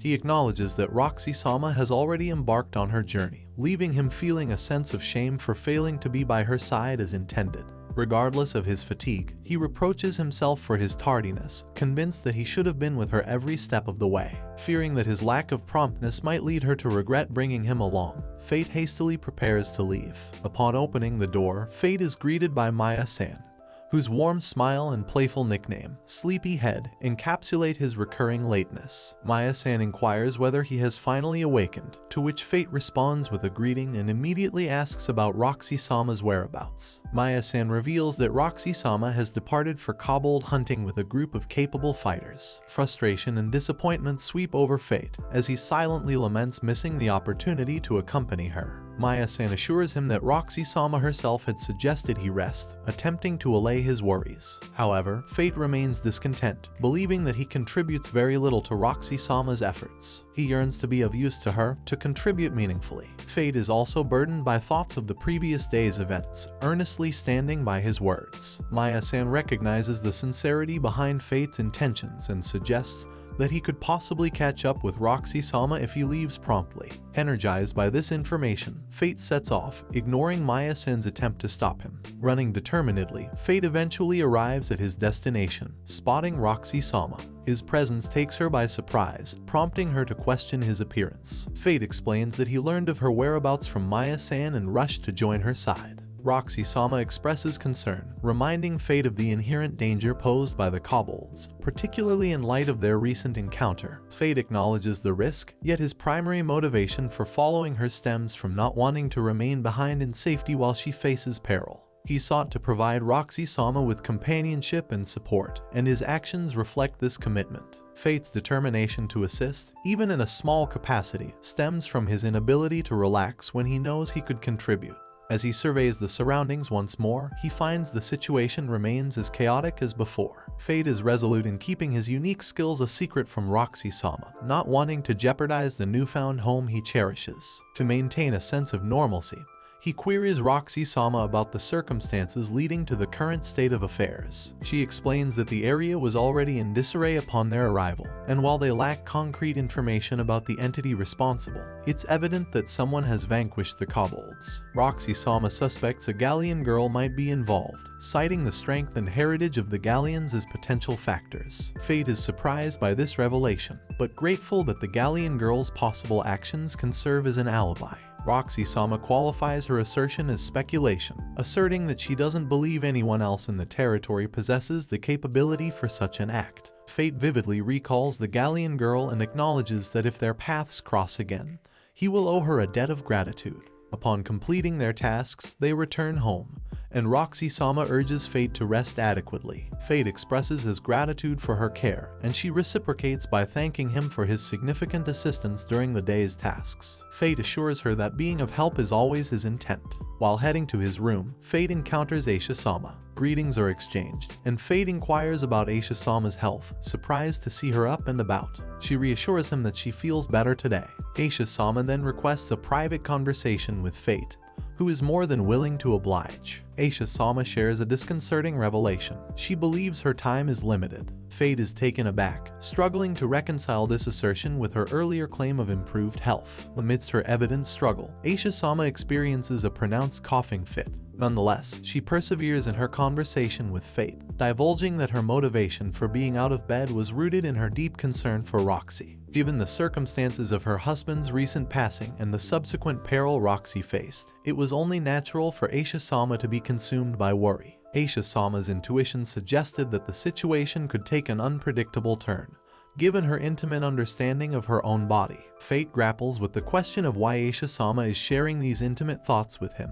The answer becomes apparent. Aisha-sama sees in Fate the potential to be a pillar of support for her daughter, Roxy. She continues, explaining that Roxy was profoundly affected by her father's demise and has been grappling with thoughts of Aisha-sama's mortality as well. Yet, Aisha-sama observes that when Roxy is in Fate's company, she appears genuinely content. However, Fate's persistent self-doubt and tendency to compare himself with others hinder his acceptance of such a role. Despite his efforts to safeguard Roxy from the shadows, Fate remains troubled by a pervasive sense of inadequacy. Caught in his contemplation, Fate is surprised as Aisha-sama takes hold of his hand, a gesture intended to convince him to take care of Roxy. Aisha-sama reassures Fate that she is not burdening him with a daunting task. In her eyes, societal position, status, power, and strength hold little significance compared to the earnestness of one's heart. She gestures towards Fate's heart, emphasizing its importance, a heart filled with genuine desire. Aisha-sama's message leaves Fate bewildered, struggling to grasp its full meaning.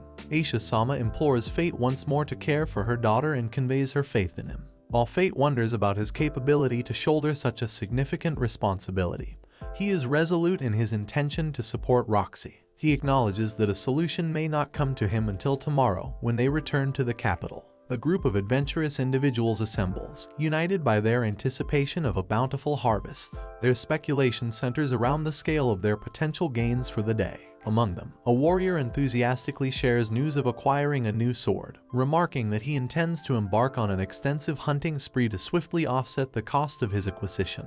As they venture along a well-trodden path, their musings are abruptly disrupted by a grim tableau. Bewildered by the scene before them wherein there were plenty dead bodies of goblins all over, the gang begins to scrutinize their surroundings, striving to comprehend the unfolding events. Gradually, their attention hones in on the source of the disturbance, a lick, an ominous and unsettling presence that sends shivers down their spines. Indeed, the rumored lick has manifested itself as Corpsey, a moniker that now encapsulates its menacing reputation.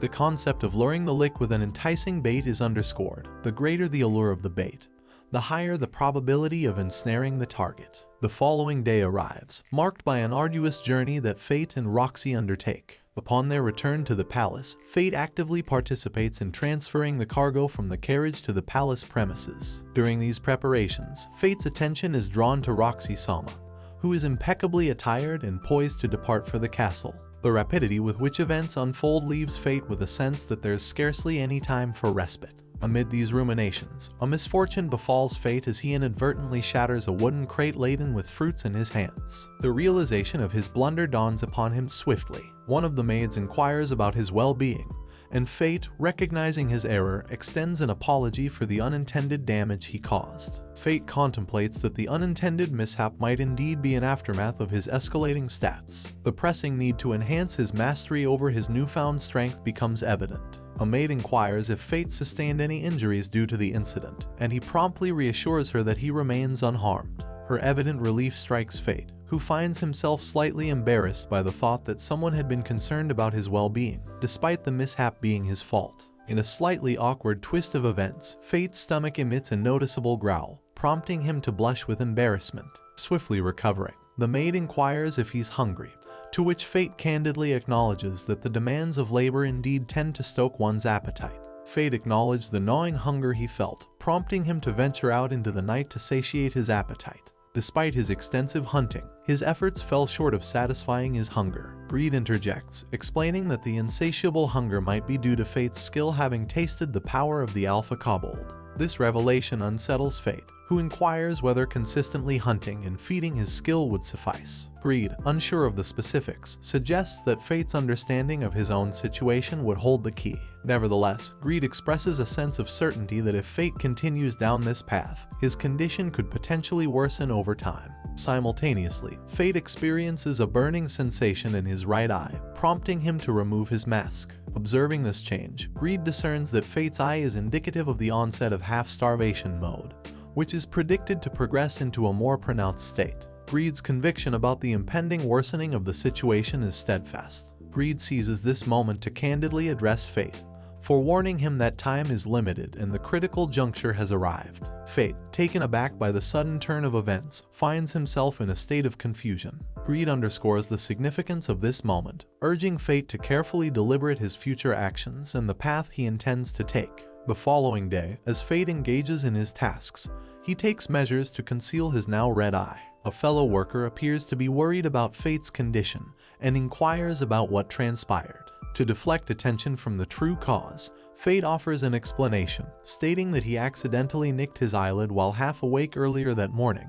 He reassures the concerned individual that he is perfectly alright and capable of carrying out his duties without any hindrance. The worker remains skeptical, not entirely convinced by Fate's explanation, as his appearance didn't align with his assurance. Expressing his doubts, the coworker questioned Fate's ability to effectively prune the trees. Undeterred, Fate maintained his confidence, earnestly pleading with his colleague for the chance to undertake the task. Gradually, the worker's reservations seemed to subside, leading him to assign the specific area of trees to Fate's care. The coworker then resumed his duties on the other trees. Amidst his work, Fate's mind wandered, dwelling on his current predicament. He He recognized that hunting goblins no longer sufficed to satisfy Gluttony's demands, as evidenced by the state of his eye. Fate realized he needed to find a new solution to satiate his insatiable hunger. During his contemplation, Fate noticed Roxy-sama's presence, pondering whether she had returned from the castle. Observing her busy demeanor, he inferred that she had a lot on her plate. Observing Roxy-sama veer onto an unusual path, Fate's curiosity piqued, and he decided to trail after her. Roxy-sama soon became aware of Fate's presence, prompting her to inquire about his current occupation. She also directed her attention to his red eye, prompting her to press for an explanation regarding the cause. Fate, aiming to downplay the issue, reassured her that it was a minor incident that occurred while he was only partially awake. Roxy-sama's concern didn't waver as she persisted, questioning Fate's well-being and urging him to exercise caution. Fate, sensing an opening for inquiry, seized the opportunity and asked her about her own condition.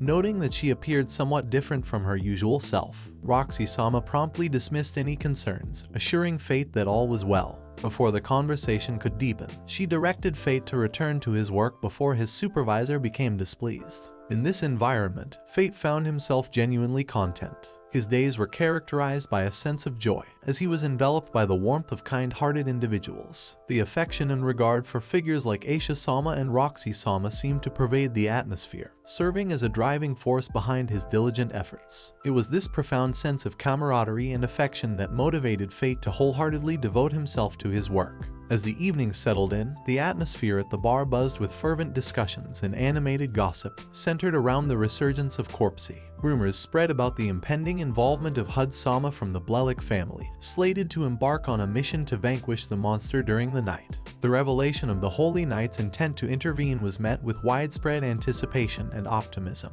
with many hopeful that this initiative would bring about a positive resolution to the ongoing troubles. Among the crowd, a young boy expressed a poignant desire not to fall victim to Corpsey's attacks. Meanwhile, Fate recognized that the moment had arrived. The time had come for action, and although he remained unsure of the Holy Knight's intentions, he understood the imperative of uncovering their plans. This was the juncture that demanded Fate's attention and resolve, prompting him to seek out the truth behind their actions. At the southern gate, Hud-sama's demeanor suggests he is preparing for a mission of utmost seriousness. The town's residents exchange gossip, noting that this time, there's a palpable determination to eliminate Corpsey. The assembled group for this mission is sizable, boasting numerous skilled warriors, signifying a formidable force against the creature. With such an assembly, the odds of Corpsey evading confrontation are significantly diminished. Among those present, one warrior reports to Hud-sama, relaying information from the scout party. According to their findings, there exists a trail of goblin corpses extending deep into the woods. However, Hud-sama remains skeptical, hesitant to put his faith in this piece of intelligence. He views this information with suspicion, likening it to previous rumors that have circulated. The warrior, in contrast, exhibits confidence, asserting that the trail of goblin corpses is undoubtedly connected to their intended target. Hud-sama's companions display their frustration, informing him of their imminent campaign to a mountain city and designating him as their leader during their absence. They emphasize the importance of maintaining the honor of the Blelik family, implicitly cautioning him against tarnishing their reputation. These warnings carry an underlying admonition, reflecting their concern about Hud-sama's past actions. The admonitions stir irritation within Hud-sama. In response, he makes a determined decision. Everyone would indeed participate in this venture. Furthermore, he believes that he, on his own, possesses the capability to successfully subdue Corpsey, confidently asserting his ability to deal with the situation. The group embarks on their expedition to locate their target. Along the path, they encounter numerous goblin corpses strewn about. One of the warriors lets out a sigh of frustration, lamenting the apparent waste. The sight of so many fallen goblins evokes the impression that valuable resources are scattered as if they were currency scattered on the ground. Some among them even entertain the notion of secretly collecting the goblins' ears as potential trophies. In the next instant, the two warriors spot an individual seated some distance away in the forest. Their immediate response is to report the sighting to Hud-sama, notifying him of the presence of someone in the vicinity. Hud-sama commands a halt, taking measures to verify whether the figure in the forest is indeed Corpsey, their intended target. The individual's appearance aligns with the descriptions they've gathered. Among the party members, one warrior expresses certainty that the person before them is Corpsey. However, another observant warrior notes a significant detail. Corpsey is seated within the territory of the Goblin King.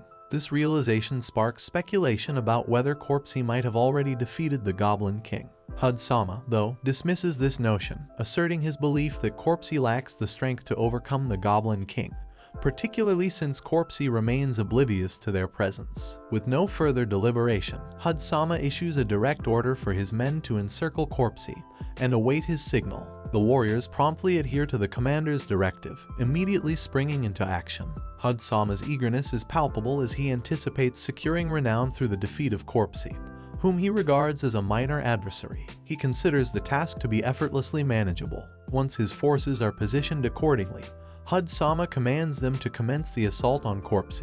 The warriors respond by launching a volley of arrows with determined intensity. Yet, to everyone's astonishment, Corpse adeptly evades every arrow and skillfully evades the barrage of attacks. Hud-sama is left bewildered by this unexpected turn of events, questioning the remarkable fortune that appears to favor Corpse. Furthermore, the fact that Corpse seems capable of perceiving and avoiding the arrows' trajectories adds another layer of intrigue to the encounter. Their strategy shifts to encircling Corpse while sealing off any potential escape routes. Hud-sama's patience wears thin due to Corpse's continued evasive prowess, and he grows increasingly frustrated. With unwavering determination, Hud-sama proclaims himself as Holy Knight Hud, positioning Corpse as nothing more than a wretched cadaver. He is resolute in his eagerness to defeat Corpse and end the trouble it has caused. Suddenly, one of the warriors observes Corpse trembling, prompting them to alert Hud-sama. Another warrior chimes in, highlighting that Corpse appears unable to withstand the gaze of a holy knight. This observation is soon seconded by another warrior who proposes that there's no need to bother Hud-sama with such a feeble opponent. This warrior offers to confront Corpse independently, and Hud-sama concurs, granting permission for the warrior to handle Corpse as they see fit. Hud-sama's endorsement is accompanied by a challenge, encouraging the warrior to test their mettle against Corpse's perceived weakness. In an instant, without warning, the very same warrior is propelled from their position. It becomes evident that Corpse has swiftly closed the distance, employing a finger-based strike to launch the attack. The realization dawns on Hud-sama, triggering an immediate surge of fear that courses through him. Profuse sweating begins almost instantly as the gravity of the situation sinks in.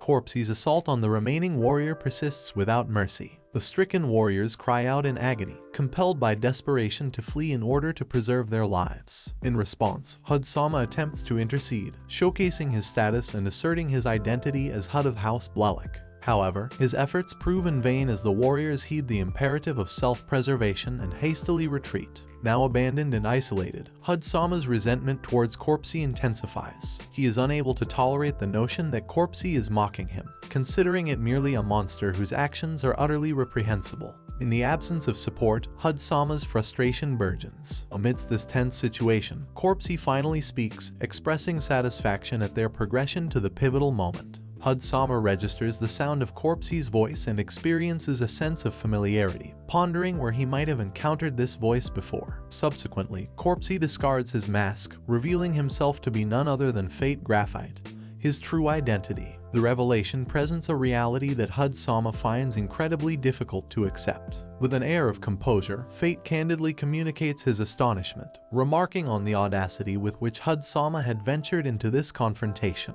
In response to the unfolding situation, Hud-sama regards Fate with disdain, urging him to provide a clarification about the circumstances and unveil the truth behind the current state of affairs. Fate, however, promptly declines to offer an explanation, asserting that it is Hud-sama who must now respond to questions, effectively reversing the dynamic of the conversation. Hud-sama's patience wears thin with Fate's seemingly arrogant demeanor. On the other hand, Fate declares that he will grant Hud-sama a painless death if he cooperates with answering questions.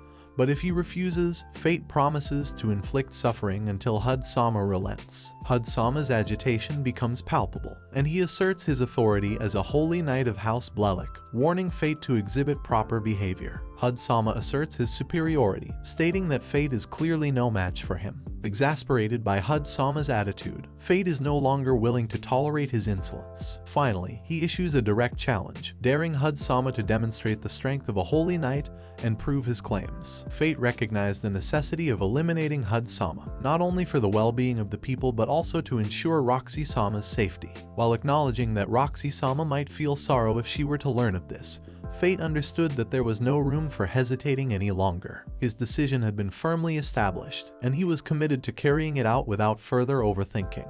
As the decision to engage in combat is reached, Fate promptly employs his appraisal skill to evaluate Hud-sama's stats. As anticipated from a holy knight, Hud-sama displays significant strength, further augmented by his possession of a holy sword. Fate, however, dismisses the legitimacy of Hud-sama's weapon, asserting it to be an artificial holy sword, which he deems inferior. A sense of reassurance fills Fate as he examines the sword's properties, solidifying his determination. Without hesitation, Fate launches into action, initiating his charge. Meanwhile, Hud-sama experiences a surge of exhilaration, unsurprised by Fate's aggressive response, given his perception of Fate as a mere peasant.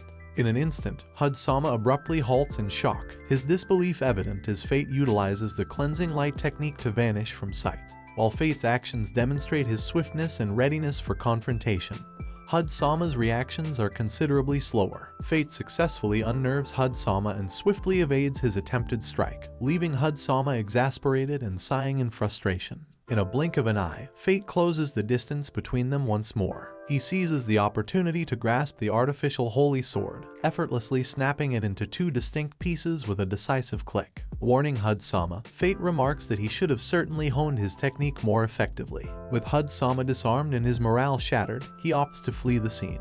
However, as Fate attempts to intercept him, Hud-sama stumbles and collapses onto the ground. Seizing the opportunity, Fate taunts Hud-sama, admonishing him for considering flight, which he deems unbecoming of a holy knight. In this moment, Fate's aura has turned distinctly intimidating, further heightening his presence. The time for Hud-sama's favorite educational guidance arrives, as Fate boldly proclaims that a misbehaving dog deserves punishment. Without any further hesitation, Fate launches a merciless assault on Hud-sama, the echoes of their clash reverberating through the surroundings. Chaos ensues as the area bears witness to the intense confrontation, leaving Hud-sama all but obliterated. Continuing his relentless pursuit, Fate seizes Hud-sama by the neck, his determination unwavering. Despite his dire state, Hud-sama musters the courage to plead for the assault to cease, his desperate words escaping his lips. In a surge of anger, Fate's emotions flare up as Hud-sama's pleading continues. Memories of Hud-sama's heinous acts flood Fate's mind, the horrifying torture and death of an innocent girl, his disdainful treatment of others as if they were insignificant insects, and the tragedy that befell Roxy-sama due to individuals like Hud-sama. These memories intensify Fate's resolve as he tightens his grip around Hud-sama's neck, applying more pressure, causing him to cough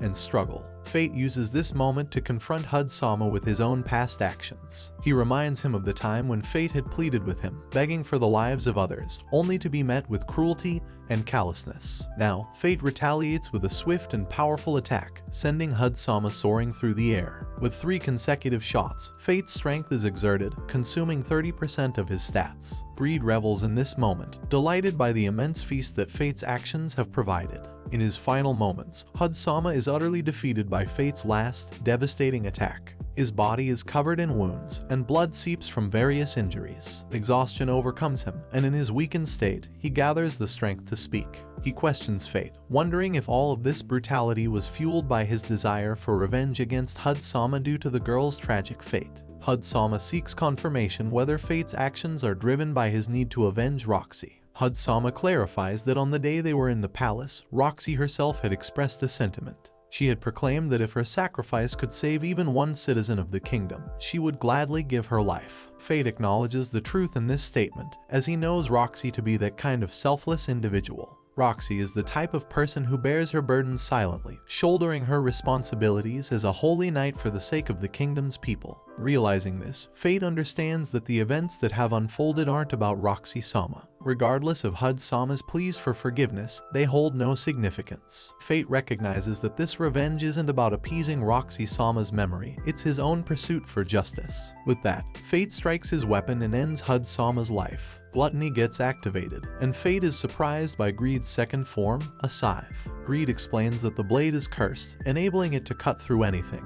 Fate is now curious to find an opportunity to test out these new skills. Greed casually asks Fate if he's okay with giving up his stats for the sake of the upgrades. Fate doesn't mind, although he can't help but shudder when he remembers that Hud-sama's stats are now a part of him. Greed notes that Fate can now be considered a holy knight, having gained the holy sword skill. However, Fate is well aware that there's no way the palace would accept his actions and transformations. The next day, Roxy-sama set out on her departure. A crowd gathered to see her off, and many believed that she might not return. Fate suppressed his emotions, understanding that as a mere servant, his role was to bid her farewell. Yet, he pondered how it would be different if he were a warrior. Fate recognized that he couldn't reveal his true identity, but he contemplated the possibility of secretly supporting her from the shadows. Fate's resolve to leave the place was strong, even though bidding farewell to the people who had taken care of him was difficult. He set his sights on Galia to the south, determined to protect Roxy-sama with all his might. During his journey, Fate stumbled upon a city, the southern logistics base of the kingdom, known as Tetra. The city seemed largely unchanged since Fate's previous visit 5 years ago, when he had stopped there on his way to the capital after being banished from his hometown. As Fate walked through the familiar streets, his stomach audibly growled, prompting him to seek sustenance and gather information at a local bar. Approaching the bar, Fate's attention is captured by the sound of someone raising their voice, complaining about the insufficient rewards for a subjugation quest. The situation escalates as a person is forcibly ejected from the bar. Fate's keen observation allows him to recognize a familiar face among the commotion. It's Sito, a boy he remembers from 5 years ago. However, Sito's appearance has drastically changed over the years, reflecting the toll time has taken on him. Fate Graphite introduces the village he once called home, a humble settlement that struggled to survive by cultivating herbs. In this place, his father was his only family, as his mother passed away shortly after his birth. His father possessed the skill of wielding a spear and was the village's protector against the frequent monster attacks. Thanks to his father's efforts, the villagers tolerated Fate's seemingly useless skill and allowed him to reside there. However, Fate's happiness was short-lived. His father fell victim to illness and passed away, leaving Fate bereft. The villagers' attitude toward him quickly soured in the absence of his father's protection. Fate's presence was deemed worthless, and the villagers began to turn hostile. They chased him away, pelting him with stones until he was forced to leave. In this way, Fate was cast out and banished from the village he once called home. Despite the passage of time, Fate had not forgotten the painful memories etched into his past. When Sito knelt before Fate and begged for his assistance, it brought back a flood of recollections. Sito acknowledged his own actions as unforgivable, but he implored Fate to aid him and his village by lending his strength as a skilled warrior. He was willing to offer anything in return for Fate's help, even though Fate couldn't shake the feeling of Sito's selfishness. However, Fate's connection to the village was rooted in the memories and graves of his parents. Ultimately, considering the weight of his past and the connection he still felt, Fate decided to accept Sito's plea for assistance. Sito couldn't help but doubt Fate's agreement, wondering if Fate's resentment towards the villagers still lingered. Though Fate couldn't deny harboring some resentment, he was primarily motivated by the presence of his parents' graves in the village. While he might not be completely opposed to eradicating a few monsters during his visit, he was open to the possibility that things might have changed, even among the villagers. With little further discussion, Fate set his course towards the village. Unfortunately, it seemed that the villagers hadn't changed at all. Their attitude towards Fate remained unchanged, seeing him as worthless and blaming Sito for bringing him back. Their fear of Fate seeking revenge persisted, and they continued to doubt his abilities as a warrior. Despite Sito's attempts to vouch for Fate's strength, the villagers dismissed his claims as nonsense. Sito's father stepped forward in a desperate attempt to smooth things over. He apologized for his son's actions and expressed that the task of finding a warrior had proven to be too much for Sito. He even promised to go to the town the next day to search for a warrior himself. However, the villagers were still not satisfied with this, worried about the potential of monster attacks happening that night. Having finished their meal, Fate's gaze falls upon Sito and his daughter. He asks Sito about the child's mother, to which Sito sadly reveals that his wife was killed by a monster. Sito goes on to apologize for the events that transpired earlier in the evening, acknowledging the village's ongoing poverty and its impact on both their physical circumstances and mindset. Sito reflects on how he used to unquestioningly believe everything his father said,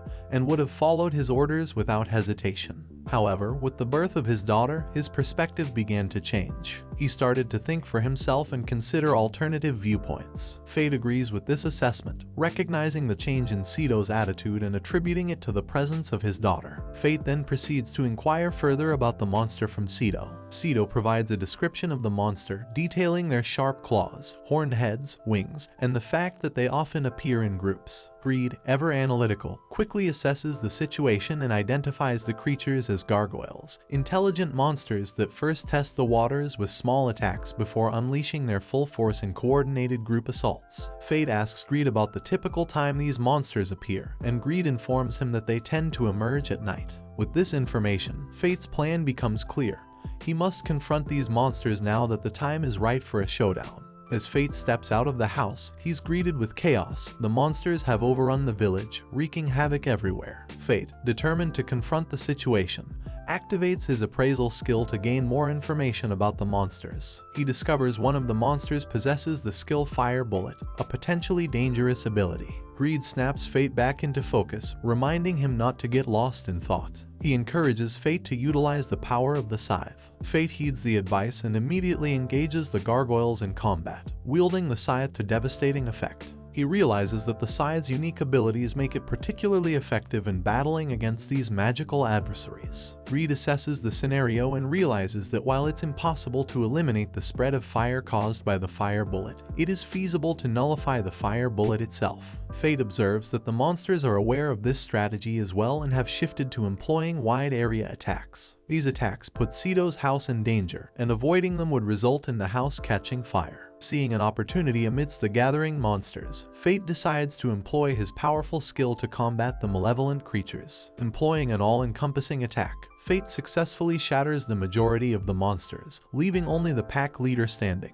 The pack leader, Gargoyle Neo, anticipates Fate's move and flaps its wings, preparing for an incoming attack. Fate assesses the monster's attributes through his appraisal skill and learns about its special skills like Flame Bullet and Flame Resistance. With determination in his eyes, Fate observes the creature, waiting for its next move. Gargoyle Neo makes a motion with its hand, forming a fiery ball in the air. Greed notices that the monster is charging towards them, growing increasingly desperate to launch an attack. As the gargoyle approaches, Fate alters his weapon's configuration, shifting from long-range capabilities to a close-range setup.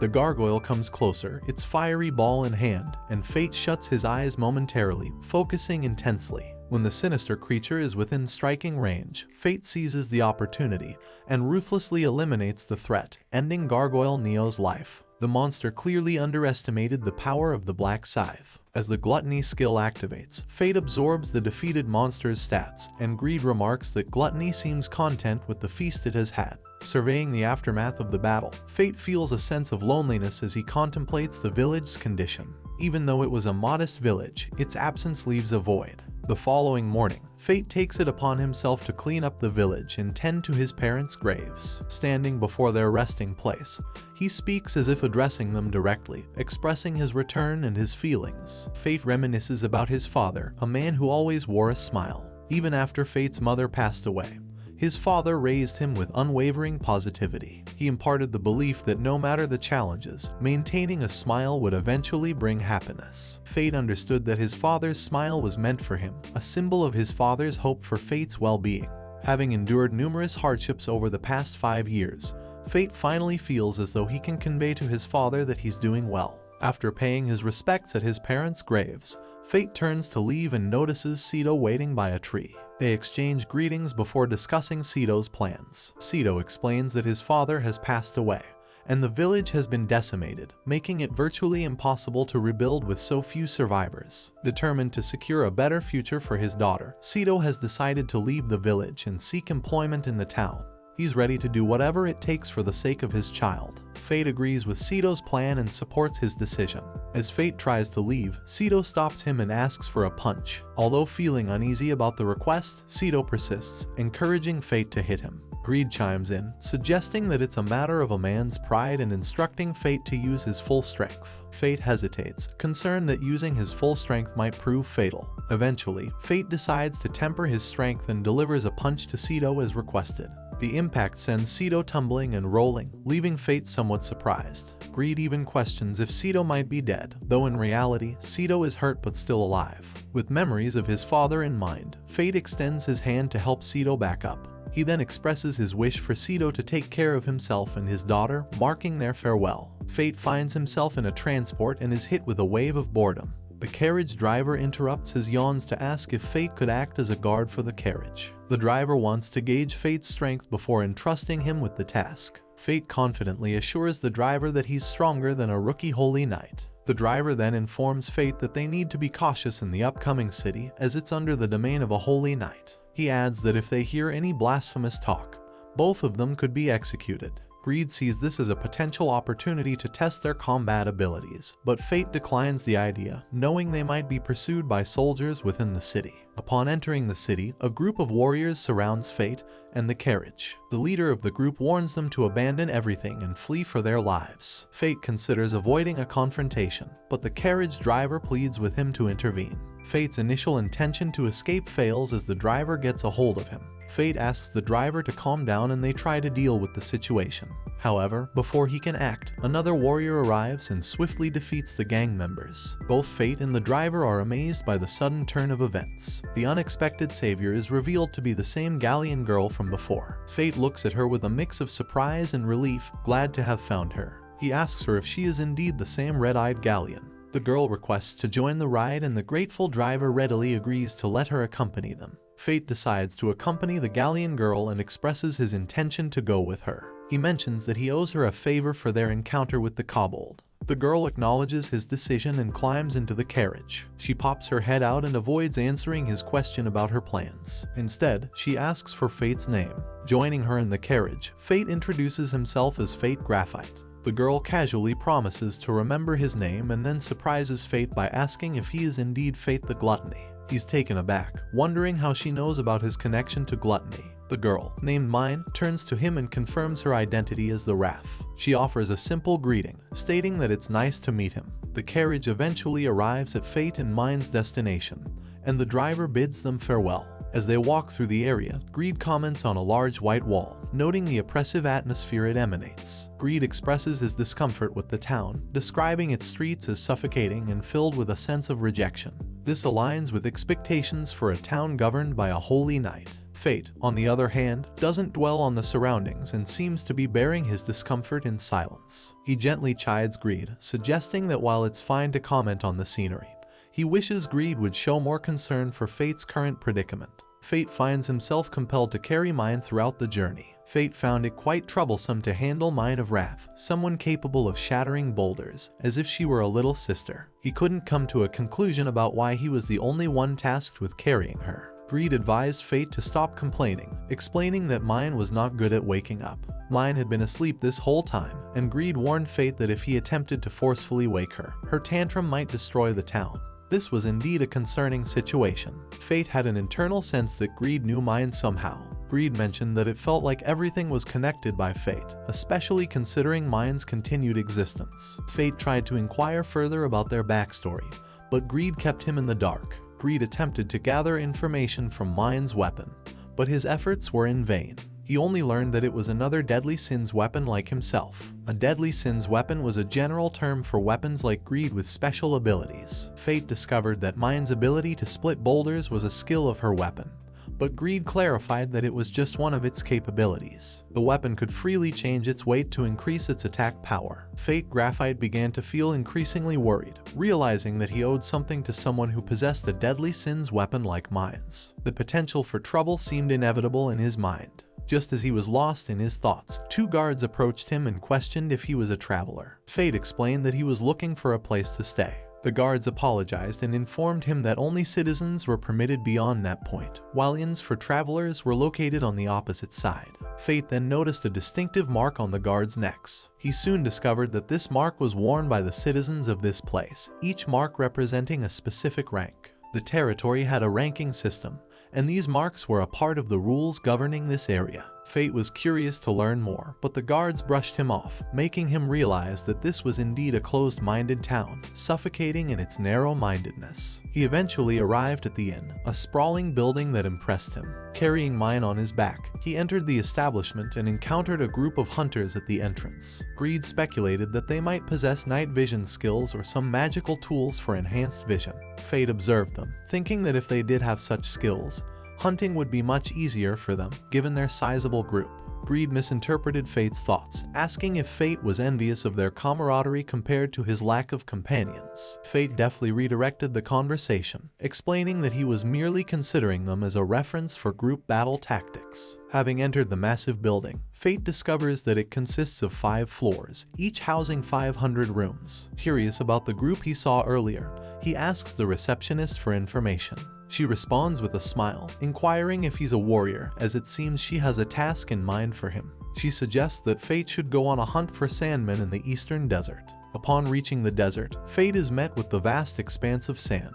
He discovers that the sandmen have been causing problems for the city's residents. Leaving the inn, Greed comments on Fate's bravery when dealing with mine, even going so far as to draw on her face. Fate, however, recognizes that Greed's assessment is an exaggeration, and that the situation isn't that serious. Greed then suggests that Fate wear his mask as a precaution since they don't know the whereabouts of Roxy Sama. Fate complies, donning his mask and adopting the identity of the warrior Mukuro. The half-starvation mode is activated, and Greed cautions Fate against succumbing too easily to gluttony's influence. Greed warns Fate that constantly yielding to gluttony might lead to him being consumed by it, and he needs to learn to resist. Greed then guides Fate through the process step by step. The first step is for Fate to deactivate the half-starvation mode. Greed points out a sandman below, and Fate prepares to face the monster. He's aware that the sandman's weakness lies in its core within its body. Fate attempts to use the fire bullet skill, but his attack misses. Greed remarks on the situation, questioning whether gluttony's influence caused Fate to miss his aim. Fate clarifies that it was his first time using magic, and Greed jokingly notes Fate's lack of skill. Offering assistance, Greed guides Fate on how to properly use the magic. He instructs Fate to assume his usual stance and, just before releasing the magic arrow, to cast the fire bullet spell. Following Greed's advice, Fate successfully hits his target, noticing the added power from combining his magic with the arrow. A gluttony skill is triggered, boosting his stats and activating the Spirit Up skill. Greed then suggests that Fate take a break before attempting another kill. Fate recognized that the night was far from over, and after a few more successful kills, he became aware of how exhausting this work was. Despite his thirst, he recalled the rule of drinking water drop by drop. Although Fate desired to return to the city, Greed reminded him that pushing too hard might lead him to go berserk. Yielding to gluttony's influence, Fate satisfied the craving. Later, he noticed the struggling group of warriors, realizing that they were fighting the boss monster they were seeking. Determined to fulfill his hunger, Fate hastened to catch up and engage with the main dish. The group of warriors was clearly in dire straits as they battled against the formidable boss monster. The situation was escalating dangerously. Despite their plight, some members of the group suggested that the leader, who was still uninjured, should abandon the others and escape. However, a true leader could never abandon their comrades in such a dire situation. The monster they faced was overwhelming, and their shields were on the brink of failing. The monstrous creature stood menacingly before them, poised to launch a devastating attack. Just then, like a beacon of hope, a warrior materialized seemingly out of thin air. It was warrior Mukuro. He commanded the group of struggling warriors to retreat, stating that he would handle the monster on his own. Although one of the warriors found Mukuro's declaration hard to believe, Mukuro seemed exhilarated by the prospect of facing his desired opponent, dismissing any concerns. He had already informed the other warriors that they couldn't hold him responsible if they got caught up in the ensuing battle. Greed advised Fate to utilize the black sword when engaging in close combat. While Fate had previously relied on long-range attacks to keep his distance from a crown monster, he needed to practice his close combat skills and tactics. Greed reminded him not to underestimate the monster simply because of its slower movements. The clash ensued, and both sides engaged in fierce combat, causing chaos all around. Eventually, a sandball struck Fate directly, prompting him to realize that the monster could use its own body as a projectile weapon. Greed explained that this was because the monster's true core lay within its body. He emphasized that Fate should never have underestimated the monster's abilities. Fate persisted in his practice, keeping his focus on the monster's core. The monster attempted to confuse him with powerful sand magic, but Fate navigated through it with determination, heading straight for the core. Greed suggested that Fate utilize 20% of his stats generously, and with that effort, the battle came to an end. The gluttony skill was activated, granting Fate additional stats and skills. Greed expressed satisfaction in Fate's willingness to sacrifice his stats for victory. With the monster defeated, Fate reflected on the battle and realized that his fighting skills had improved significantly. However, the battle ended similarly to his previous encounter with a crown monster. As Fate thought about the other warriors, he wondered if they would be frightened by the destruction he had caused. To his surprise, the warriors showed admiration for him as they recognized his victory. The boss monster had earned a reputation for its strength and elusiveness, even evading capture by the Holy Knight in the past. The group of warriors expressed their gratitude to Fate for taking down the monster, and they offered to carry the core as a token of their appreciation. It was a small gesture of thanks from them to Warrior Mukuro. Warrior Mukuro and the group embarked on their journey, estimating that they would reach the city by dawn. It was a victorious return after their battle with the boss monster. The next morning, Fate woke up, feeling incredibly tired. Greed seemed to find something amusing, laughing loudly. Fate noticed something was off and looked in the mirror, only to discover a prank had been played on him. Revenge was taken for his earlier act of scribbling on someone's face while they slept. Fate was angered by this revelation, and then suddenly, Mine emerged from the shower, nearly naked. Fate hurriedly covered his face, mortified by the situation. He urged Mine to put on some clothes as he felt uncomfortable. Mine, however, approached him, grabbing him by the hair. She then positioned a mirror in front of Fate's face, proudly displaying her artwork of scribbles. Fate was already frustrated, and now Mine wasn't even heeding his request to cover up. Greed chimed in, commenting that these two seemed unusually close. The next day, Fate visits the bar to collect his rewards for defeating the sand golem, which amounted to 100 gold coins. Despite his fatigue, Fate is just fed up with Mine and her antics. He's grateful for his mask, which conceals his emotions. However, to Fate's surprise, Mine appears by his side, peering at the reward. She reveals her intention to take down the monster to secure money for her impoverished village's expenses. Mine's story touches Fate, and he decides to share half of his reward with her. Her face lights up with a smile, and she seems genuinely grateful to Warrior Dokuro. Fate makes a quick correction, reminding her that he's Warrior Mukuro. He then returns to the receptionist and asks her to split the reward, only to be informed that the city's Holy Knight is searching for him. The knight wants to recruit Mukuro-sama as one of his subordinates. Fate isn't interested in getting involved in such matters and decides to leave the city before any trouble arises. The chaos erupts when Fate hears a commotion and turns to see Mine sending the Holy Knight flying because he referred to her as a kid. Although the knight survives the encounter, Fate immediately takes Mine's hand, and they flee from the scene. Their destination is Galia, and their journey goes relatively well until their carriage breaks down. It will take 3 days to repair it, but luckily there's a nearby village. Mine heads into the village while Fate waits, amused by her spirited nature. Greed nudges Fate to stop daydreaming and go ask for permission to stay in the village. Reluctantly, Fate enters the village and observes its peaceful atmosphere, speculating that there might be a strong protector. As he explores, he encounters a man named Aaron Barbados, who challenges him to a duel out of nowhere. Fate can't help but wonder why these situations keep finding him. This is the story from before the carriage wheel broke. Fate sat quietly in one corner, feeling increasingly hungry. He had purchased a lot of food to satisfy his appetite, but much to his dismay, Mine was busy munching on all of his provisions at the other end of the carriage. Fate jokingly questions if Mine is sure she's a wrath and not actually gluttony. Despite his initial abundance of food, there's hardly anything left now. He asks Mine how much more she plans to eat. Mine, shamelessly slurping her food, claims that anger consumes a lot of calories, a statement she likely made up. Frustrated, Fate sits back and grumbles about how he used his own money to buy all the food and hire the carriage. He then sarcastically remarks that despite her excessive eating, her growth seems to be quite slow. This provokes Mine's anger, and she starts throwing things at him. Their bickering causes the carriage to shift, catching the attention of the driver, who asks if they need to stop and restock on more food. Fate is relieved by the driver's offer. Fate turns around to ask Mine if she's okay with the idea of stopping, but she's already digging into another bag of food. He scolds her for devouring most of the provisions, but Mine, seemingly unconcerned, playfully places a piece of a snack into Fate's mouth. Eating just a little makes his hunger even more pronounced. After finishing the food, Mine quietly moves closer to Fate and rests on his lap, complaining about how hard the carriage floor is. Before Fate can argue, Mine falls asleep. Fate places his hand on her head, pondering if she's fighting some inner battle. Although Fate's question is directed at Greed, Greed remains silent. He warns Fate not to get too deeply involved. Greed then provokes Fate to take the opportunity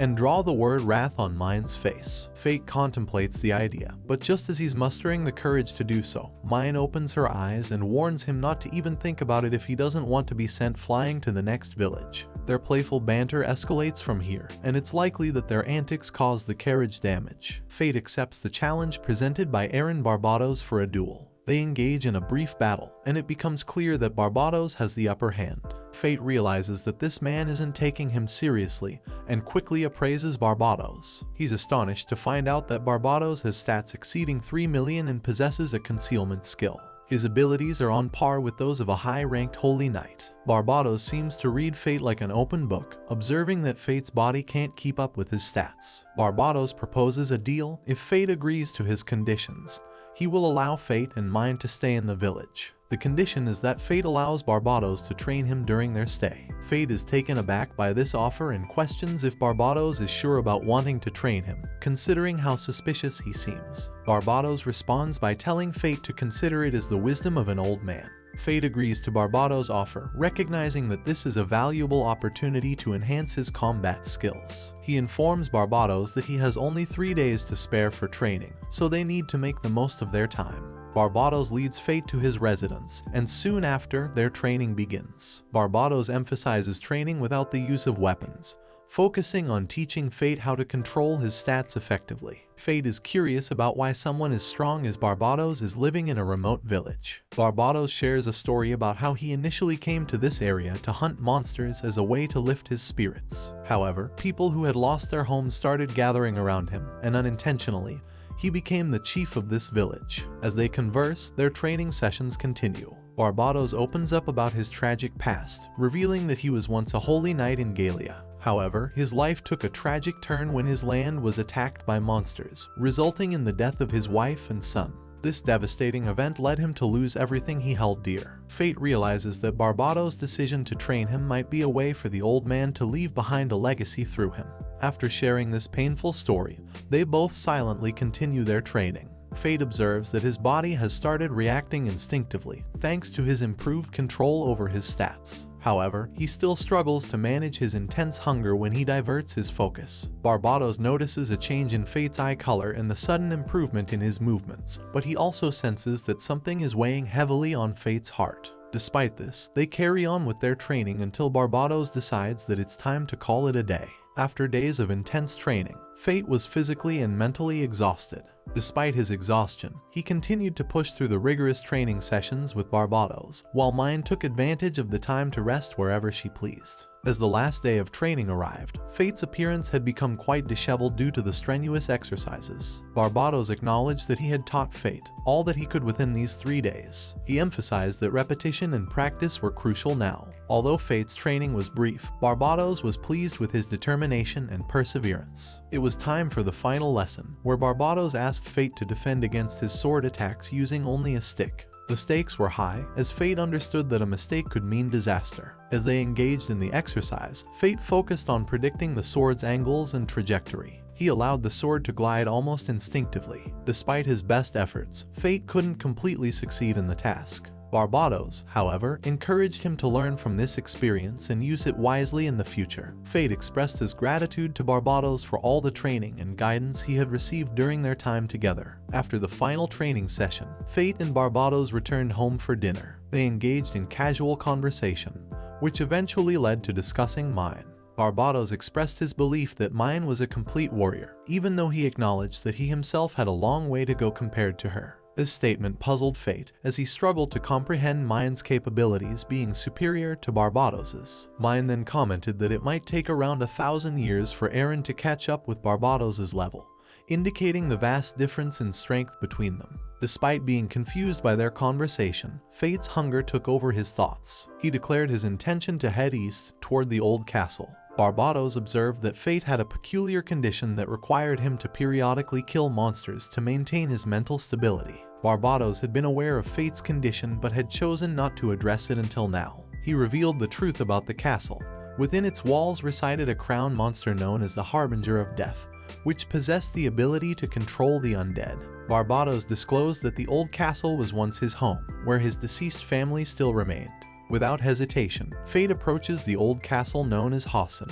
This was the very castle where Aaron Barbados had lived with his family, but it was now infested with a crown monster, the Harbinger of Death, and the restless spirits of the undead. Fate's determination to face this challenge and uncover the truth was clear in his actions. However, before entering the castle, Fate turns back and confirms with Aaron Barbados whether he's certain about joining him on this venture. Fate reflects on Aaron's past, how his family and people were used as shields, and his feelings of powerlessness. But Fate recognizes that his arrival in the village might have been destined to happen, providing an opportunity to confront the unresolved issues from the past. Having Aaron by his side gives Fate a sense of reassurance, knowing that he has an experienced ally and mentor to guide him. With their resolve strengthened, Fate and Aaron prepare to ascend the castle and face the challenges that await them within. As they approach the castle, they encounter numerous skeleton archers and skeleton knights guarding the entrance. Fate and Barbados assess the situation, with Fate revealing his night vision skill, a useful ability for their current environment. However, Fate chooses not to disclose all of his abilities, and Barbados respects his decision.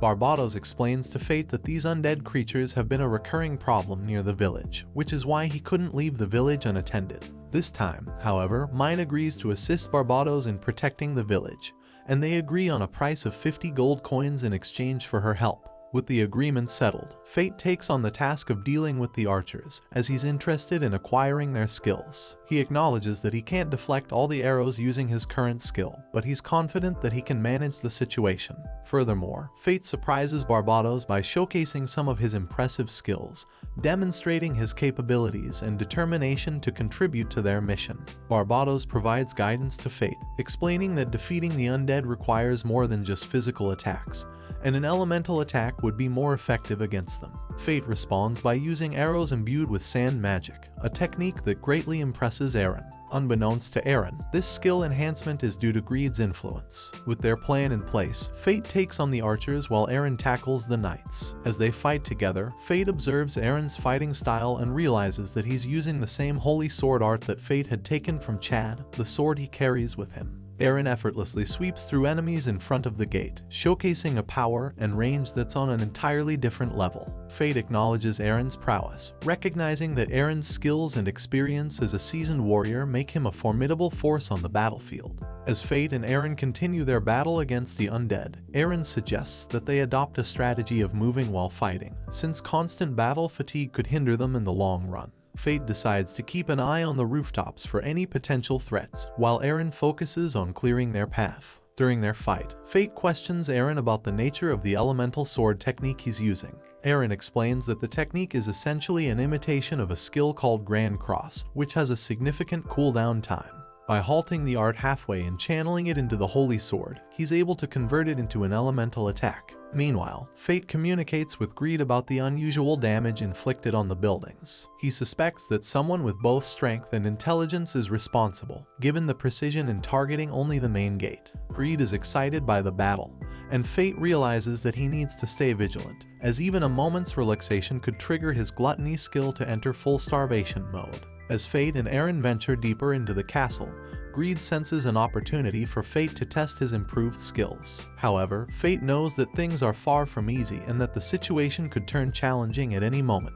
They soon notice that the pursuing monsters have suddenly stopped chasing them, and they come across an open door that appears to invite them inside.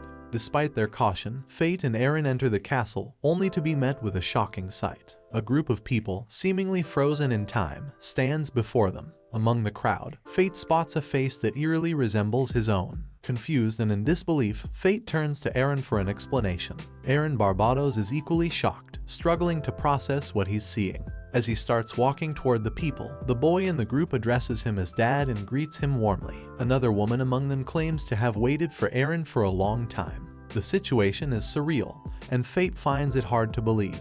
Greed warns Fate that this is likely a trap, one of the lowest and most dangerous kinds. Aaron's family had appeared before him and looks the same as before. Both Aaron and Fate are shocked and worried at the same time. Fate thinks that Aaron's family is supposed to be dead, so it must be illusion magic and they look alive, but there's no doubt that they're all dead. He shouts to Eren to get away and they're already dead as Eren smiles back to him when suddenly one of them attacks him, but he blocks it with his sword and says that he's okay and was just reminiscing about the good old days. He apologizes to them for being so late and tells them that he will free them now. One of his family members say that he was concentrated on serving the royal capital and left them to be killed by monsters, and now he has come to kill them, and exclaims how horrible he is. His wife calls to them and says that they are still alive and he should become one of them too. Fate couldn't move and thinks that if he kills them then their souls will be consumed by gluttony, and what happens then?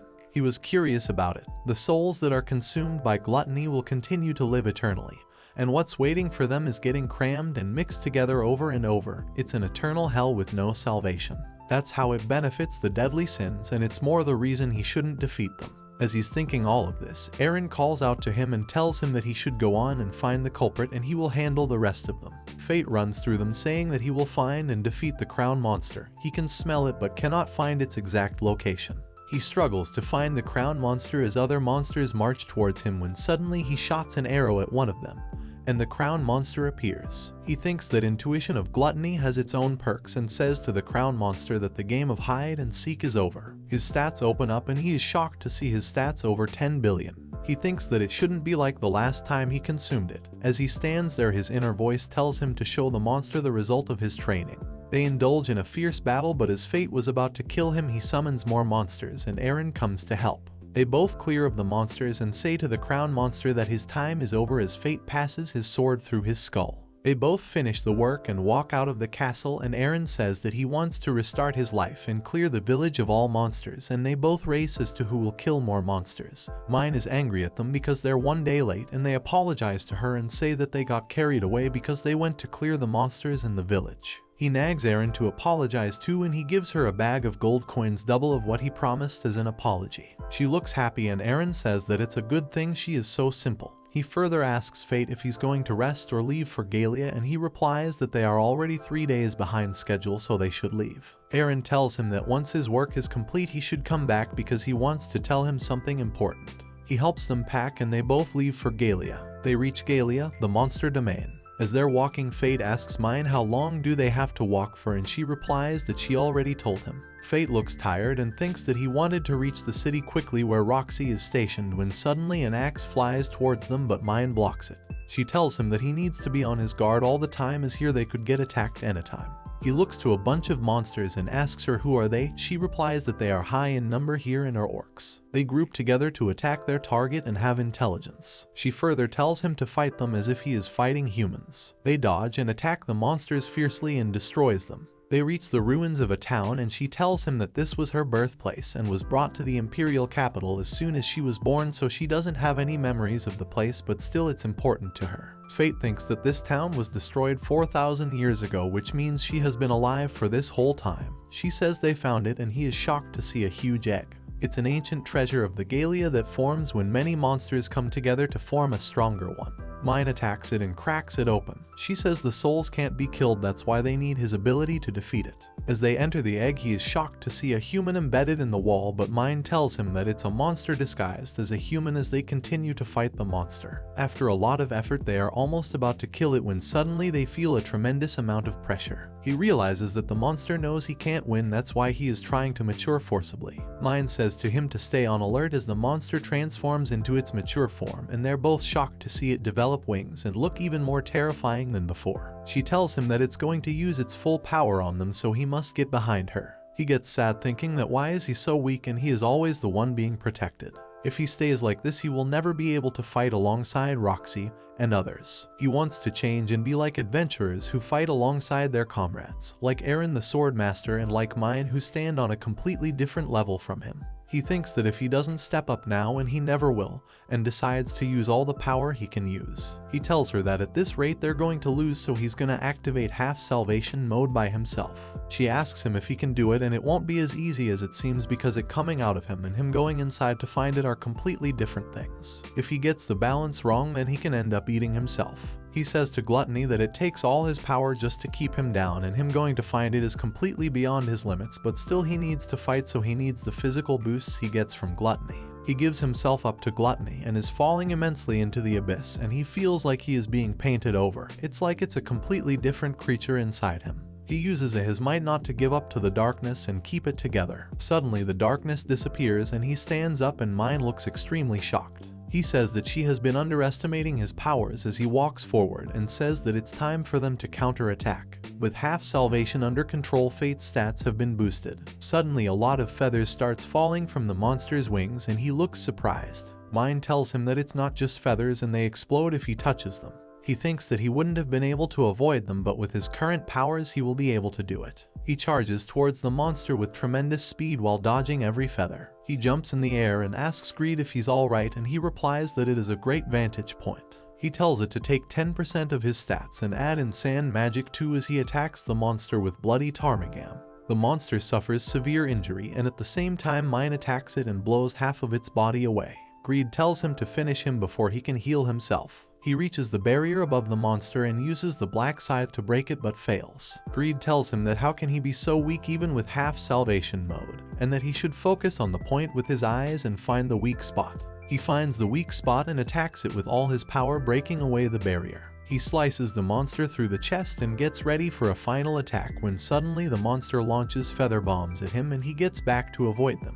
The monster starts flying away to find some time to regenerate himself. Fate realizes that gluttony is starting to take over him and he has no way to fly behind the monster. Mine comes near him and tells him to get on her side. She tells him that she is going to toss him in the air and he should get ready to attack it. He thinks that he still hasn't got any finishing move. He is tossed in air and pierces the monster's chest with greed, but is shocked to see flashbacks of the girl the monster had eaten and is engulfed in sadness. After killing it, he asks Mine if she knew the girl, to which she replies that it has been a long time and she thought she had forgotten.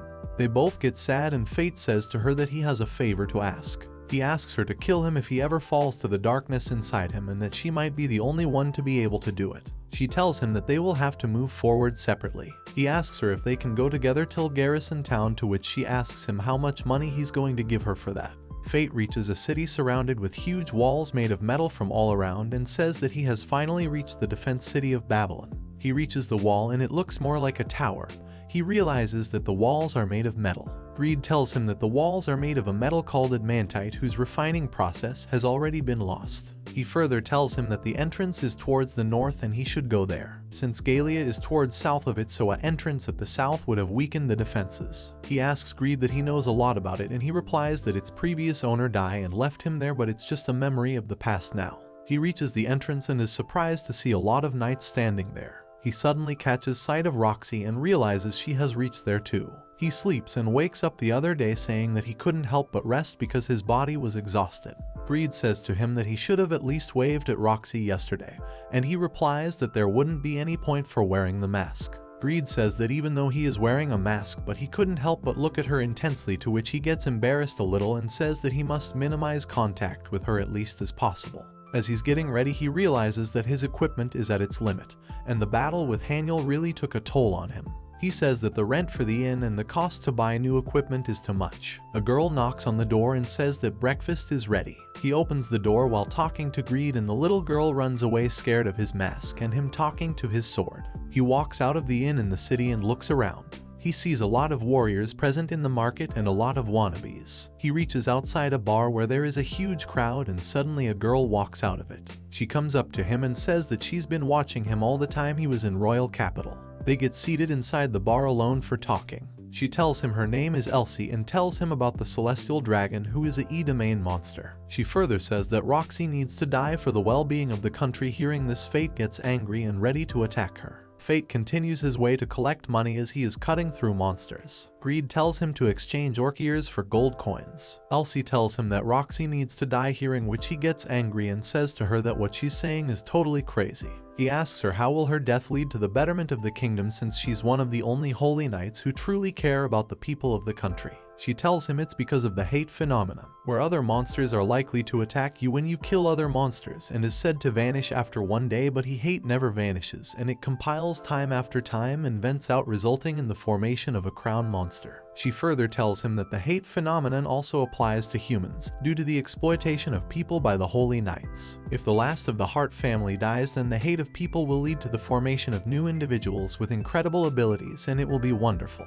He walks towards the door and thinks, how could the death of Roxy be wonderful, and says to her that he won't be able to help her in any way. And she replies that she is just a bystander and won't disturb him. As he is walking away after collecting the orc ears, thinking that he has to protect Roxy, a man calls him from behind and says that he has been watching from afar and he's pretty strong. He tells him that his name is Northen Alestar and asks his name. Fate senses something dangerous from him but is surprised to see a holy sword, then tells that his name is Mukuro and how can he help him. They talk for a bit and Northen asks him to serve under him, and in return he will give anything he wants, but he refuses and walks away, seeing which he says that they will meet again. He tells him that he is a subordinate of Roxy and he should come see him whenever he wants. Hearing this, he is shocked as he walks away. He reaches a store to sell the orc ears, but some men decide to mess with him, but he beats them up when suddenly Roxy walks in and asks him to stop beating them. The store owner gives him 100 gold coins and he rushes away. It's nighttime and Roxy is sleeping when suddenly she is woken up by some commotion. They are getting attacked by monsters. She rushes to save Milia but is surprised to see Fate already protecting her. He kills the monsters while protecting Milia and is confused at seeing a mark on their heads and says that it's not common for crown monsters to work together. Suddenly Milia runs up from behind him trying to take his mask off, but he dodges her. She thanks him for saving her and wants to see his face. A man walks up behind her and hits her on the head, then apologizes to Fate. He tells him his name is Mugun and he's the commanding officer, and thanks him for the help and says that this is what he expected from the warrior Mukuro. He asks him how does he know his name, and Roxy tells him that they're her subordinates and thanks him again. He says that he was just passing by, that's why he saw what's happening. Roxy asks him where he was going and he replies that he was going to the valley to search for crystals that are needed to build a new sheath for his sword. She tells him that they are also heading for the valley since they lost contact with one of their groups to rescue them. She further asks him that since they're going in the same direction, why don't they go together? He thinks that refusing would be suspicious, so he agrees and they all embark towards the valley. They reach the valley and he exclaims that it looks like it was scooped out by someone. Roxy says that they've almost reached their destination and he replies that he will go to collect his magic crystals now. He turns around and sees Northen. She asks if he knows him and he replies that they met earlier. As he is walking away, Northen asks him if he decided to work for him, but he refuses and continues walking away. He gets inside the valley and is surprised to see the vegetation present there as if it was completely detached from the barren land outside. He continues on his way and sees many monsters just lying there and thinks that it's like a graveyard for monsters, but unlike a graveyard, they're in like a peaceful sleep. He comes across a chimera without a core. As he's studying it, suddenly there's a huge blast and he realizes that Roxy and her men have started fighting. He rushes to help them and sees 3 chimera attacking them. He asks if everyone's okay, then continues attacking the monsters. He tells Roxy to aim for their core and they take out 2 of them. The last of it tries to run away. They run behind him, but the ground crumbles and they fall into a deep hole. He wakes up at the bottom of a very deep cave while Roxy is still passed out. Roxy gains consciousness and he helps her get up and asks her if she's okay, to which she replies that she only suffered minor injuries. She asks him if he's alright and he replies that he has a passive recovery skill, so he will be okay. She seems to be hurt on the arm, so he manifests a ball of light and she exclaims that it's very warm and it'll heal her. She says to him that he's quite versatile since not only he has a rare ability of healing himself but to also heal others and use that level of magic. She stares at him for a while, seeing which he says that he will get embarrassed if she keeps staring him. She apologizes and replies that he reminds her of someone back at the royal capital and tells him that due to some circumstances she had to make him her servant, and if she did the right thing or not. She further says that now that she's far from him she feels sad and thinks if he's happy or not. He consoles her by saying that he sure will be happy and he will fight anyone who says that he's not. She thanks him and he replies that it isn't something to be thanked for. He looks at the wall behind him and is surprised to see the face of a monster embedded in it. He realizes that these are ancient monsters who have been petrified and thus formed this huge cavity. She asks if the chimera they fought was also an ancient monster, to which he replies that it was an artificial monster created 4,000 years ago in Galia. She asks him how does he know that, and he replies that a survivor of Galia told him, and she asks if it was a girl with the axe. Surprised, he asks how does she know her, and she replies that she has met her in the royal capital. She further tells him that she wishes to meet her someday and asks him what kind of person she is. He tells her that she is kind of wild and has fun in killing monsters and only cares for her money. She gets up and exclaims that her legs feel better, and he says that they should get out of there, but she refuses and says that they should hunt down the monster because it would be weak right now. They move forwards trying to find the monster when suddenly Fate feels gluttony taking over and his eyes change. He rushes towards where the monster is and kills it standing above it. Roxy runs behind him thinking that he might be in trouble. As she was about to say something, some rocks fall off and the magic crystals are revealed. They collect the crystals and continue towards the opening of the cave. As they're about to reach the opening, Milia and Mugun rush to check if they're okay. As they're greeting each other, Fate thinks that in order to protect her he has to stay with her for a while. Fate attacks the chimera that has been sitting there without a source with sharp edge, and Mugen exclaims that his simple move is also very powerful. Fate asks him if it was okay to destroy it, to which he replies that he really wanted to take it back to the city and study it, but it would be a problem if it absorbed a monster and awakened. Fate tells him that his family had been studying ancient Galia technology, and he says that his daughter also works in the royal capital at the same thing, and he was not the kind of person to work a desk job, so he joined the army. They walk towards where others are present, and he looks at Roxy and other holy knights burying those who were killed by the monsters. He asks Greed that Northern looks a bit fishy, and it agrees and replies that he should be careful from him because at his current level he can easily take down a chimera. Suddenly Roxy points her sword at Fate and he's surprised. He asks what is it for, and she replies that he is so strong and should join the royal army. He says that he has no intention of joining any group since it would mess with his expedition. She tells him that people are generally scared to attack if you're in a group, but he refuses as he draws out his sword. They both start fighting and launching attacks at each other while everyone stood watching. Despite her low stats, she is easily matching his strength when suddenly she launches a surprise attack on him, but he dodges it. She says if he doesn't pay attention she will take his mask off, so he decides to fight somewhat seriously. He attacks and blows her sword away but accepts defeat himself. She asks if he was trained by Eren and he looks surprised. He tells her the whole incident and says that he should be going now as they bid farewell. Northern comes rushing to Roxy and tells her that a death stamp has broke out. Ellis warns Fate not to approach the march as he prepares to leave. Fate responds that if she was trying to stop him, Fate must go. Fate observes the approaching horde while perched atop a wall. He informs Greed that Northern's grin troubled him and asks it what it thought of the march. If there were any further indications of Sin weapons except Ellis, Fate inquires. Greed claims that they could be disguising their presence. The royal army is advancing on the death march while Fate watches. When Fate observes Roxy, he remarks that things may become interesting at any time. He forms a bow. Greed states that Fate has improved at operating in the half-starvation mode. Fate responds that he did not train for 1 month only for display. Greed alerts Fate to the fact that something is approaching the royal army. In response, Fate says he didn't see anyone. According to Greed, it was underground. Fate says that, just as Eren exceeded his personal limit, Fate would likewise alter the charge shot using Gluttony's skill. He transforms the arrow into a large spinning arrow by adding Gluttony's skill. Fate shoots the arrow into the earth before leaping from the wall. The Omega slime emerges. To safeguard Fate from the rain that Omega launched, Greed transforms into a shield. Fate questions if it was acid rain. Greed informs him that corrosion magic and acid rain were both involved. Fate advises employing the 10% power of secret arts to rapidly finish the conflict. He supplies the arrow with some fire elements before firing it towards the slime. Slime once more vanishes beneath the surface. Greed alerts Fate to Omega's intended destination, the royal army. Fate is running after the slime, but Greed warns him that he won't be able to kill it even if it catches up to it quickly. Fate sees a pit in the slime's path and decides to assault it by crossing the rift and destroying its core. He commands Greed to increase production by 20% before attacking with his charged shot, Bloody Ptarmigan. Greed is instructed by Fate to target the slime's core. When the slime emerges, Fate attacks it with skill,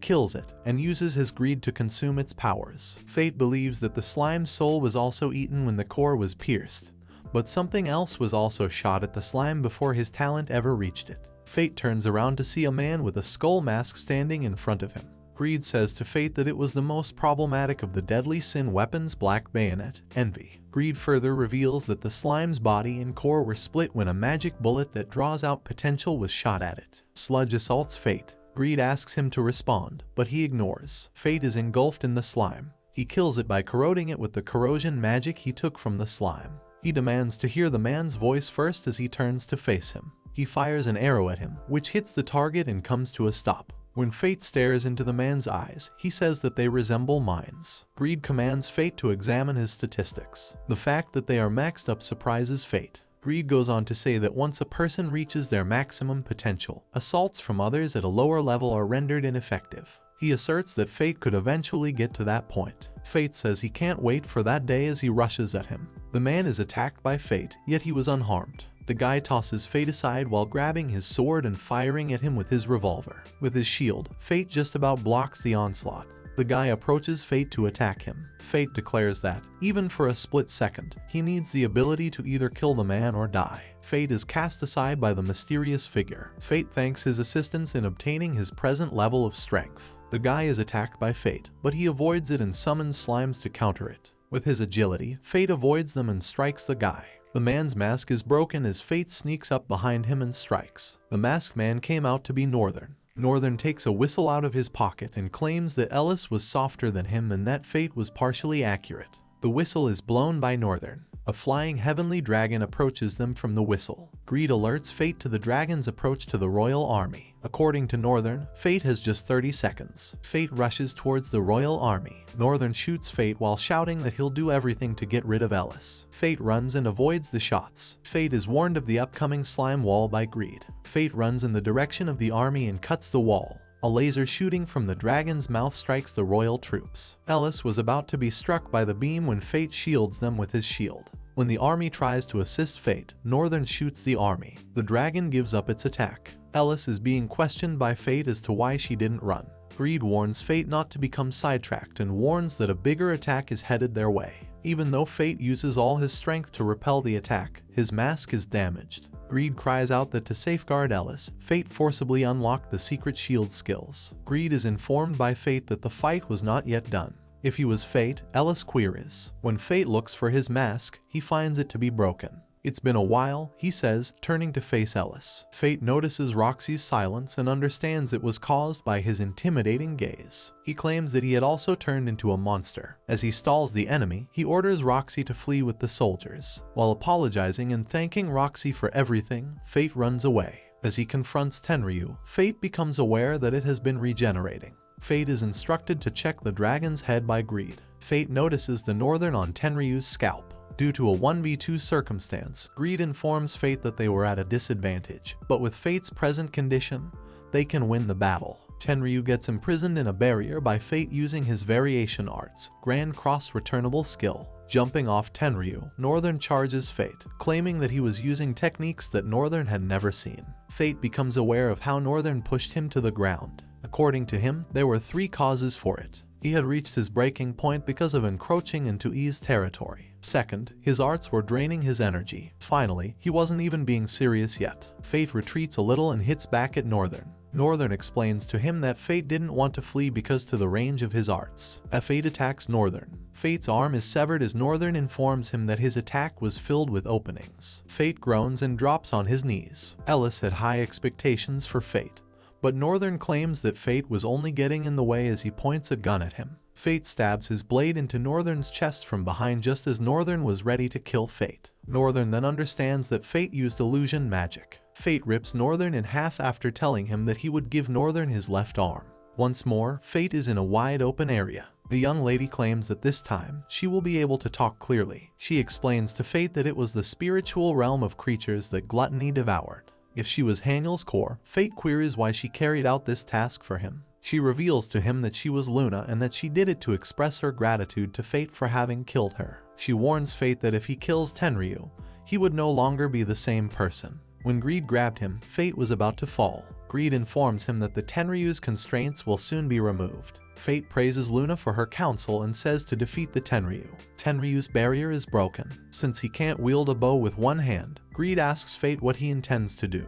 Greed is grabbed by Fate and thrown at Tenryu, preventing him from firing his attack. With his Sunke technique, Fate strikes Tenryu. Tenryu's status was excessively checked by Fate. Tenryu is attacked by Fate, who also breaks his wings and knocks him to the ground. Tenryu aims a laser beam at Fate. Tenryu is killed by Fate using his strong arm and sharp-edged skills. When Fate coughs up blood, the energy are released into the blade when Fate plants it in the earth. He apologizes to Greed before passing out. Fate gives up everything to achieve rank. After releasing the rank, Fate checks his status, which is reset now. He claims that there was no other option and that doing so was the only way to save Roxy and get rid of Tenryu. He wants Mine to murder him and says he has no regrets. She takes out her axe and lunges for Fate, but Roxy leaps between them to save Fate. Roxy questions Fate's motivation for advising her to leave with the royal army. Roxy cries out that no matter what abilities Fate has, he will always be the same for her. Fate notices that the rage of his gluttony has subsided. Roxy requests that Fate accompany her back to Babylon. Fate believes that despite Roxy being aware of his abilities, she continued to accept him. Fate wonders if Roxy may have taken him there when he awakens at her room.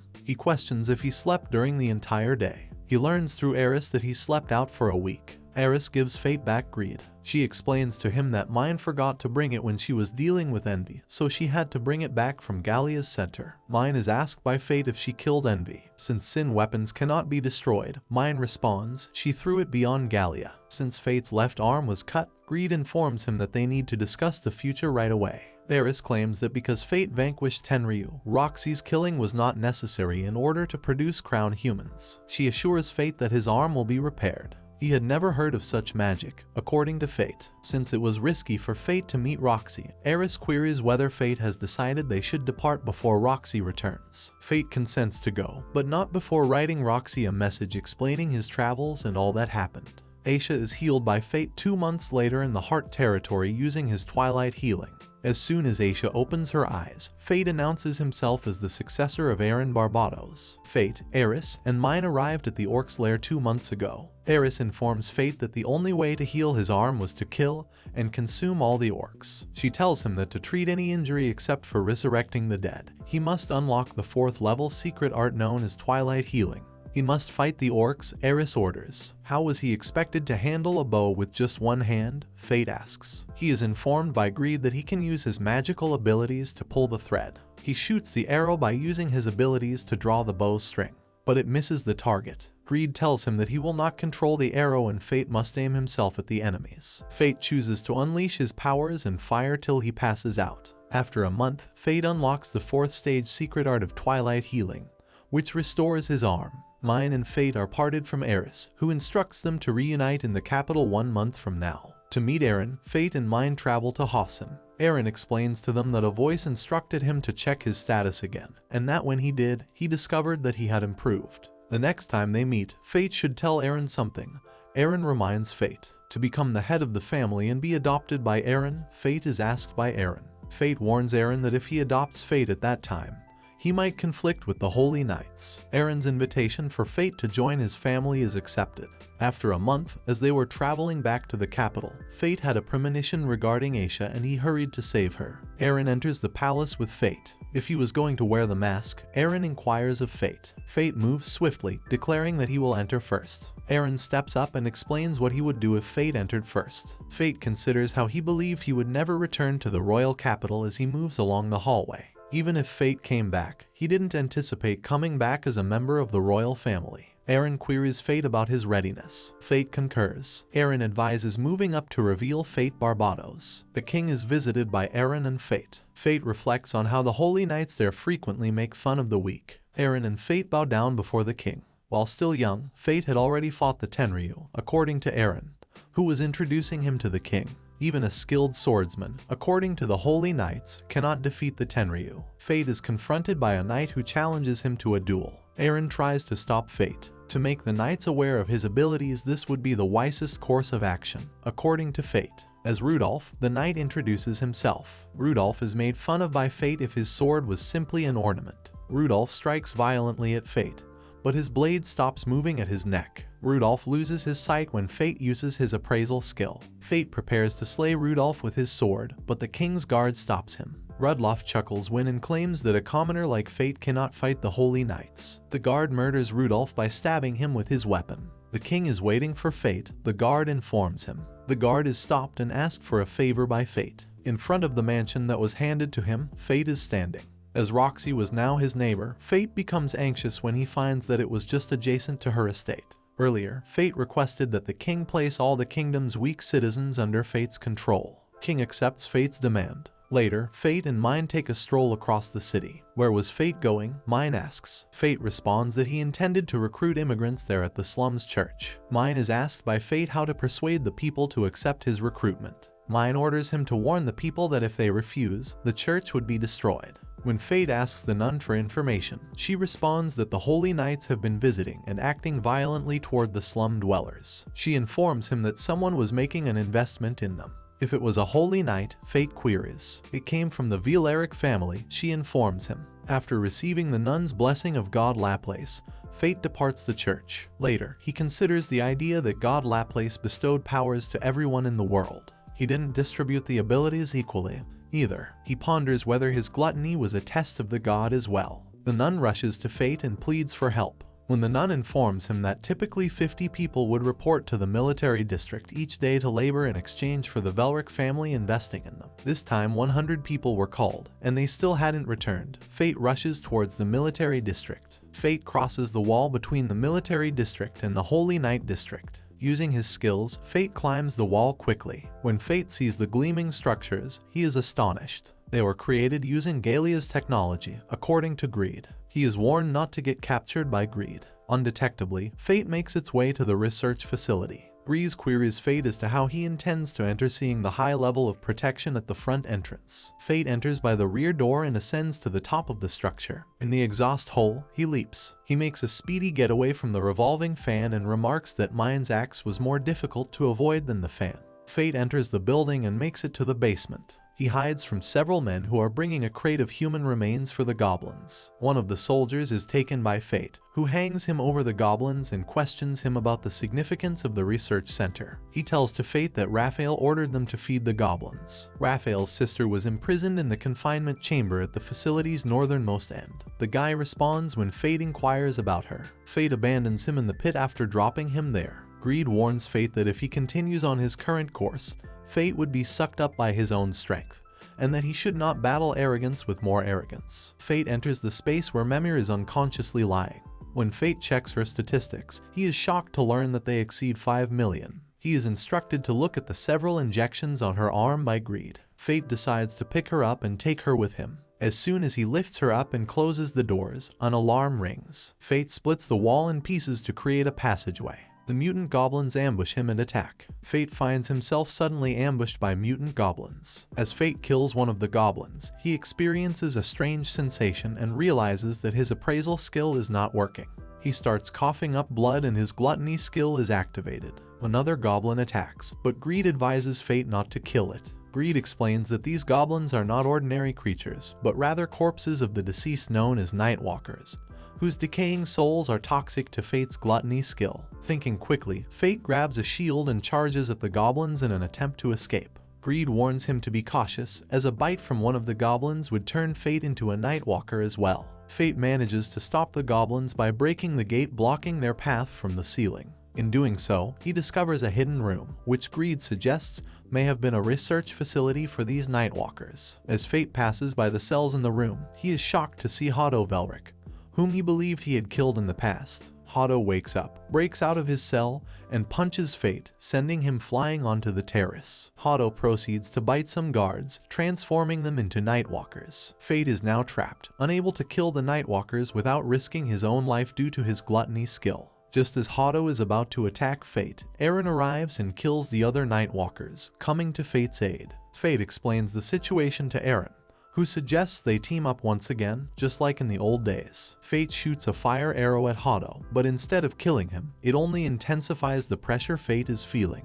Greed explains that Hado was consumed by his own power, leading to the phenomenon of his transformation and the growth of wings. With incredible speed, Hado strikes Fate and Eren, sending them crashing back into the research facility. Inside, they find themselves in a room containing female specimens, one of whom is Lena Velric, who had supposedly died 10 years ago. Raphael reveals that Lena was his mother and explains that the previous head of the Beserk family was unable to have children, so he fathered Raphael with his mistress. Due to Lena's lack of power, she was abandoned and left to fend for herself on the streets. Raphael expresses his gratitude to fate for killing Hado, and then attacks them with a spear. Greed advises fate to escape as quickly as possible, and Eren urges fate to retreat, and they make their way out of the facility. However, fate notices a surge of magic and stops, realizing that all the people in the facility have transformed into Nightwalkers. Raphael informs Fate that they should celebrate, as it is the anniversary of his mother's death. Fate contemplates the fact that his enemies are not only the Nightwalkers, but also Raphael, while he and Eren are just two individuals. Greed suggests that if Fate were to kill Raphael,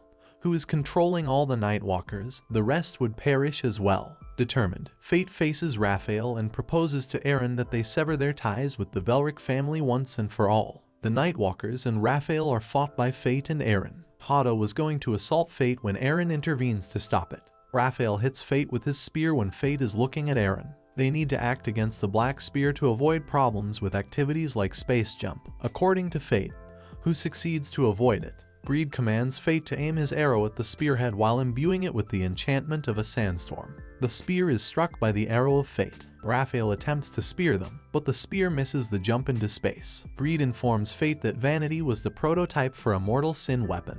If they existed, Fate queries. Greed claims that despite the spear not having a heart like him, it nevertheless uses the user's blood to carry out such strikes. It was the spear's maximum potential, unless one can achieve immortality. Using it would have resulted in instant death for a regular person. As Raphael claims he has nowhere to flee, Raphael assaults Fate. Fate observes the hordes of Nightwalkers coming at him. Get bitten, advises Raphael, and serve Fate as his slave. Fate kicks Raphael in the face and tells him that when Eren kills the Nightwalkers from behind, he wasn't fighting alone. Eren uses his blade to stab Raphael, and Fate cuts Hado. Fate observes a light coming from behind and deduces that it came from Eren's Grand Cross assault. As the smoke clears, Fate observes Eren being stabbed by Raphael. Raphael is questioned by Eren on if his mother wanted that. Raphael yells at Eren to stop talking before realizing what's going on in his chest and collapsing. Raphael takes out 2 blood-filled test tubes. Fate wonders whether Raphael was exercising self-control in the same way as he does. Eren orders Fate to launch an assault now that Raphael is vulnerable. Hado regenerates when Raphael screams for him to get up and attack Fate. Raphael dives down the hole. Given that Hado was slowed because of Raphael's vulnerability, Eren instructs him to follow Raphael, and to let him handle Hado. Fate also dives into the gap that Hado earlier created. Greed informs him that regular blood was required to quell the craving and that the blood was of a certain individual. When Fate reaches the surface, he sees Raphael consuming Memel's blood. Raphael criticizes Fate, claiming that he has never thought of Memel as his sister. Raphael creates a portal behind Fate as he attacks him and asks Fate if he can stop the next strike. Even if Fate avoids the onslaught, a second portal attacks him from the front. Fate believes that he and Raphael both use their emotions to manipulate their powers, but he can concentrate on the people who are important to him. Raphael's arms are broken as Fate seizes the spear and casts his sandstorm petrification. Fate informs him that without his black spear, Raphael would have been nothing. Raphael yells that he will when he starts acting strangely. Raphael's personality suddenly changes, and he greets Greed and Fate. If Fate could stop him, says the mysterious person. Eren informs him that the Nightwalkers abruptly vanished into the earth as Fate leaps out of the basement with Memel. Fate claims that he didn't know either, but he did know that the capital would be destroyed if they didn't stop what is inside Raphael's body. Fate and Eren confront a mysterious being inhabiting Raphael's body, known as the Undead Archdemon. Fate examines the Archdemon's abilities and discovers that he is proficient in dark magic and mental unification. Fate ponders whether the Archdemon used mental unification to destroy the research facility. Eren apologizes for his previous limitations, but offers to assist by escorting Memel and aiding in the evacuation of the royal capital's citizens. Ellis arrives, accompanied by the White Knights, surprising Fate. Fate questions how Ellis managed to join the Knights, to which Ellis expresses gratitude towards Eren for reporting to the castle. Ellis reveals herself as the ruler of the country, shocking Fate and prompting him to inquire if she was the one orchestrating events from behind the scenes. Ellis confesses that she possesses the coveted envy. Fate is stunned by this revelation. As Raphael begins to move, Fate urges Ellis to explain everything later. Ellis instructs the Knights to evacuate the citizens while advising Fate to focus on attacking. Raphael employs his dark magic to create rifts in the air, causing Greed to warn that dark matter will manifest if the rifts expand. Fate swiftly neutralizes 3 of the rifts and prepares to intercept Raphael's incoming attack. Ellis intervenes, shooting at Raphael and urging Fate to eliminate the remaining rifts. However, the last rift detonates before Fate can reach it, causing him to be thrown to the ground. Despite this, Fate manages to shield himself from the explosion. Raphael retreats into the clouds, prompting Fate to utilize his right eye to perceive the magical activity within. He witnesses Raphael creating numerous cracks in the sky using his formidable powers. Greed transforms into a bow and advises Fate to master his first form. Fate expresses concern that failing to control the power may result in the destruction of the entire area. Greed reminds him that the capital will be destroyed regardless if he does not act. Fate reluctantly agrees to allocate 10% of his stats to master the first form. He creates a massive arrow and enhances it with the Gluttony skill, naming it the Bloody Ptarmigan Cross. Fate launches the attack at Raphael, causing him to be forcefully repelled. Raphael swiftly regenerates himself using his powers and proceeds to create a colossal rift in the sky, combining mental unification and dark magic. Fate and Ellis feel a tremendous amount of magic power behind them at the castle. They turn to witness Mine standing atop the castle with her axe. Mine takes a daring leap from the castle and hurls her axe at Raphael, soaring through the air with all her strength. The axe connects with Raphael, causing him to plummet to the ground. Fate commends Mine for her impressive strike, noting that the weight of the axe renders the opponent immobile. Mine advises that to defeat Raphael, they must separate him from the archdemon. She suggests that Fate employ his curse-infused blade technique, known as the Deadly Inferno, to accomplish this. Acting on Mine's advice, Fate sets out to vanquish Raphael and sever the bond between him and the archdemon. Fate reflects on the similarities between himself and Raphael, both having been tormented by the world and driven to seek power, but Fate had the fortune of finding individuals who guided him towards a better path. Greed instructs Fate to slay Raphael. With a strike from his scythe, Fate unleashes the Deadly Inferno, ultimately killing Raphael. As a result, Fate's Gluttony skill is activated, granting him dark magic and mental unification skills. Despite this surge in power, Fate manages to control and suppress it. Greed forewarns Fate of an impending attack. Suddenly, the remnants of Raphael transform into bats, revealing the emergence of a figure known as Shin, the progenitor of the Nightwalkers. Mine informs Fate that Shin was presumed dead, expressing surprise at his reappearance. Shin explains that he cannot truly die and possesses the ability to possess humans, thus enabling his revival. Shin fixes a piercing gaze upon Fate and Ellis, rendering them immobile. Mine launches an assault on Shin, urging him to open the door. Shin cryptically responds that it was his desired destination too, inviting her to pursue him.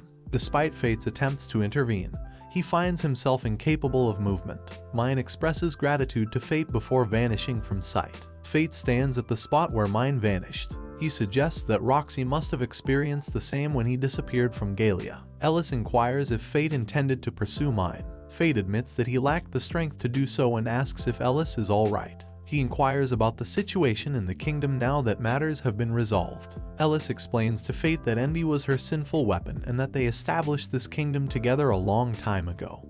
But their ideologies diverged and they grew apart. Envy utilized one of his abilities to possess a body and continued to rule over the kingdom. In his pursuit of an ideal body, Envy conducted experiments on humans and disregarded the Holy Knight's authority for a long time. Then, he attempted to kill Roxy, who was the people's hope in Galia. Ellis further reveals that after parting ways with Fate in Galia, she went to confront Envy. Fate advises her to govern the kingdom properly this time. The White Knight arrives, and Ellis instructs him to manage affairs in the capital. Ellis asks Fate about his future plans, and he responds that he will return home for the time being. Fate and Ellis return to the mansion to find the rescued individuals. Roxy warmly greets Fate, surprising him. Fate questions why Roxy is there, and she explains that she had just arrived from Galia moments ago. Fate apologizes to Roxy for keeping so many secrets and causing her trouble. She embraces him and reassures him that humans make mistakes. She once again welcomes Fate. After a few days, Fate ponders the investigation conducted by Ellis. Aaron appears and informs Fate that the Velric family will be expelled from the Holy Knights, and all their assets will be confiscated. Aaron further reveals that they have decided to adopt Memel into their family. Fate becomes despondent at the thought of Memel waking him up by stepping on him. Fate and Aaron leave to visit the Hart family. Fate notices a cart parked outside their gate. Aisha emerges from it. Fate becomes concerned about her sudden visit. Fate and Aaron arrive at Roxy's mansion. Aisha informs Fate that she has planned a surprise for Roxy and wants his help. Fate ponders over Aisha while suddenly Milia attacks him. Mugen punches Milia and apologizes to Fate for her behavior. Fate inquires about Mugen's daughter, who was also at the research facility. Mugen assures Fate that she is safe. Then, Fate is grabbed by someone who questions him about the black sword being a sinful weapon. Turning around, Fate discovers that it is Mugen's daughter, Rain. She hands Fate a piece of paper containing the address of her laboratory and asks him to visit her there. Fate and the others enjoy the meal. Fate notices Roxy looking distracted and asks if something is wrong. She explains that she would have enjoyed it more if her mother were there. Aisha, disguised as a maid, wipes her tears. Roxy is surprised to see her mother and Aisha expresses gratitude to Fate for his help. Roxy glares at Fate in anger. Aisha tells Roxy that she has recovered because of Fate. Fate shares information about the spear form of greed, which allows him to heal any injury using Twilight healing. Roxy asks if she can touch Greed once. Playfully imitating Fate, Roxy mocks him. Roxy declares that they are even now. They continue to enjoy the party. In the evening, Aaron announces that he has to leave for the castle and will return the next morning. Aisha suggests that Fate spend the night at their place. This surprises Fate. Aisha explains that his mansion doesn't have any servants yet and Aaron had mentioned that Fate wouldn't eat properly if he were alone. Aisha and Roxy sees Fate and bring him inside the mansion. The grave of Aisha's husband is visited by Fate, Roxy, and Aisha. Fate feels saddened by the thought of Aisha being bedridden outside the capital and unable to go to the grave. Aisha rises and gives Fate thanks. Roxy reassures Fate by pointing her that he fulfilled her mother's request. Given how chilly it was outside, Aisha suggests going indoors. Fate tries to break up the argument between Roxy and Aisha. Aisha says she wants something warm to eat. Since today was a special occasion, Roxy says she will prepare dinner. When Fate learns this, he expresses amazement and claims that Roxy has never previously cooked. Roxy pouts and explains that she had taken cooking lessons. Aisha declares that she would like to participate as well and display her respect as a mother. When Roxy and Aisha argue about who is the better cook, Fate is chosen to be the contest judge. Both of them prepare stew and give it to Fate. Fate eats both and declares that he was unable to choose between the two stews since they were both so good. Fate is told to consume the stews until a winner is determined by Roxy and Aisha. They eventually reach an understanding after finishing their respective stews. Because of excessive eating, Fate crumbles to the ground. After having a bath, Fate lies in bed. When Fate shuts his eyes, he enters the spiritual world. Luna informs him that, in order to beat the archdemon, Fate had to truly push himself. For her assistance, Fate thanks Luna. He learns from Luna that she was observing Fate from the spiritual world. Greed enters and remarks that Fate and Luna seem to be having a good time. When Fate notices Greed there, he is surprised and wonders why he was there. He learns through Greed that he asked Luna to create a path for him. Greed informs him that the moment had come. What time is Fate queries. He is informed by Greed that it is now time for Greed to train Fate on his own. Greed commands Fate to draw his sword, but Fate admits that he doesn't have one. Greed suggests that he can simply imagine a sword and grab it since they are in Luna's world. Fate attempts to create a sword and succeeds. Greed smirks. Luna declares that she will watch their fight from a distance. Fate laughs at Greed for getting scolded by Luna. Suddenly, Greed attacks Fate from behind and cuts his arm. Fate yells in pain, but then realizes that his arm is unharmed. Greed explains that in Luna's world, cuts do not hurt as long as one's mind is strong. He warns Fate that if he loses his mind, he will be consumed by gluttony and go insane. Fate retaliates against Greed. Greed blocks his attack and counters, sending Fate flying. Greed urges Fate to become stronger, reminding him of the time when he couldn't do anything to stop Mind from leaving. Fate blocks Greed's attack and vows to become stronger. Greed pulls out a bow and shoots at Fate. Fate blocks it with his shield, realizing that in Luna's world, the attacks do not affect his stats. Fate launches multiple attacks at Greed. Luna gets hit by one of them and charges at Fate and Greed with Haniel, stating that she will fight them until morning. The next morning, Fate fixes a door in his mansion and decides to hire a professional for repairs. Greed comments on Fate's surprisingly good mood, considering he trained until morning. Fate explains that Roxy woke him up and brought him a homemade breakfast. He also mentions that it's about time for Aaron to return. Fate notices two strong magic powers outside, one of which belongs to Aaron. Aaron apologizes for being late and explains that he took time to select an outfit. Fate questions whose outfit it is, and Aaron introduces Memel as the person who will be taking care of Fate. Fate becomes worried upon seeing Memel. Sahara awakens Fate, informing him that it is already morning. Fate recalls Sahara as the child who was kidnapped and whom he rescued, taking her in as his maid. Sahara advises Fate to mend his relationship with Memel. Fate heads to the west gate of the merchant district where he meets Roxy and Milia. Roxy explains that the goblins around the capital have been behaving strangely, possibly due to the hobgoblin forest near the capital's western gate. Fate and his party venture into the forest to investigate the goblins, eventually reaching the same location where Fate once fought a goblin king. Suddenly, they are ambushed by arrows, but manage to deflect them. They find themselves under attack by a horde of goblin kings. Roxy suggests that she will provide support while Fate and Milia take on the offensive. As they battle the goblins, Fate instructs Greed to check for any signs of magical energy nearby. Greed reports that it is coming from a goblin nest approximately 500 meters away.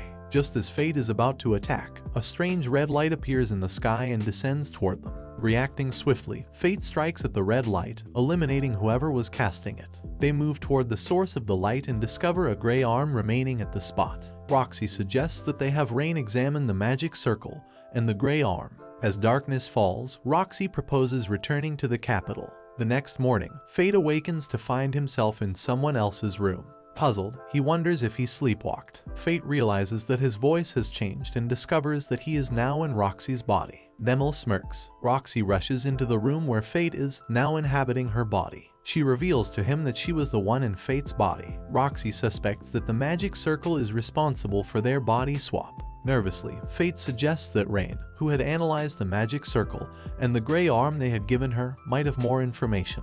Roxy instructs Fate to wait with his eyes closed while she gets him dressed in her body, blindfolding him.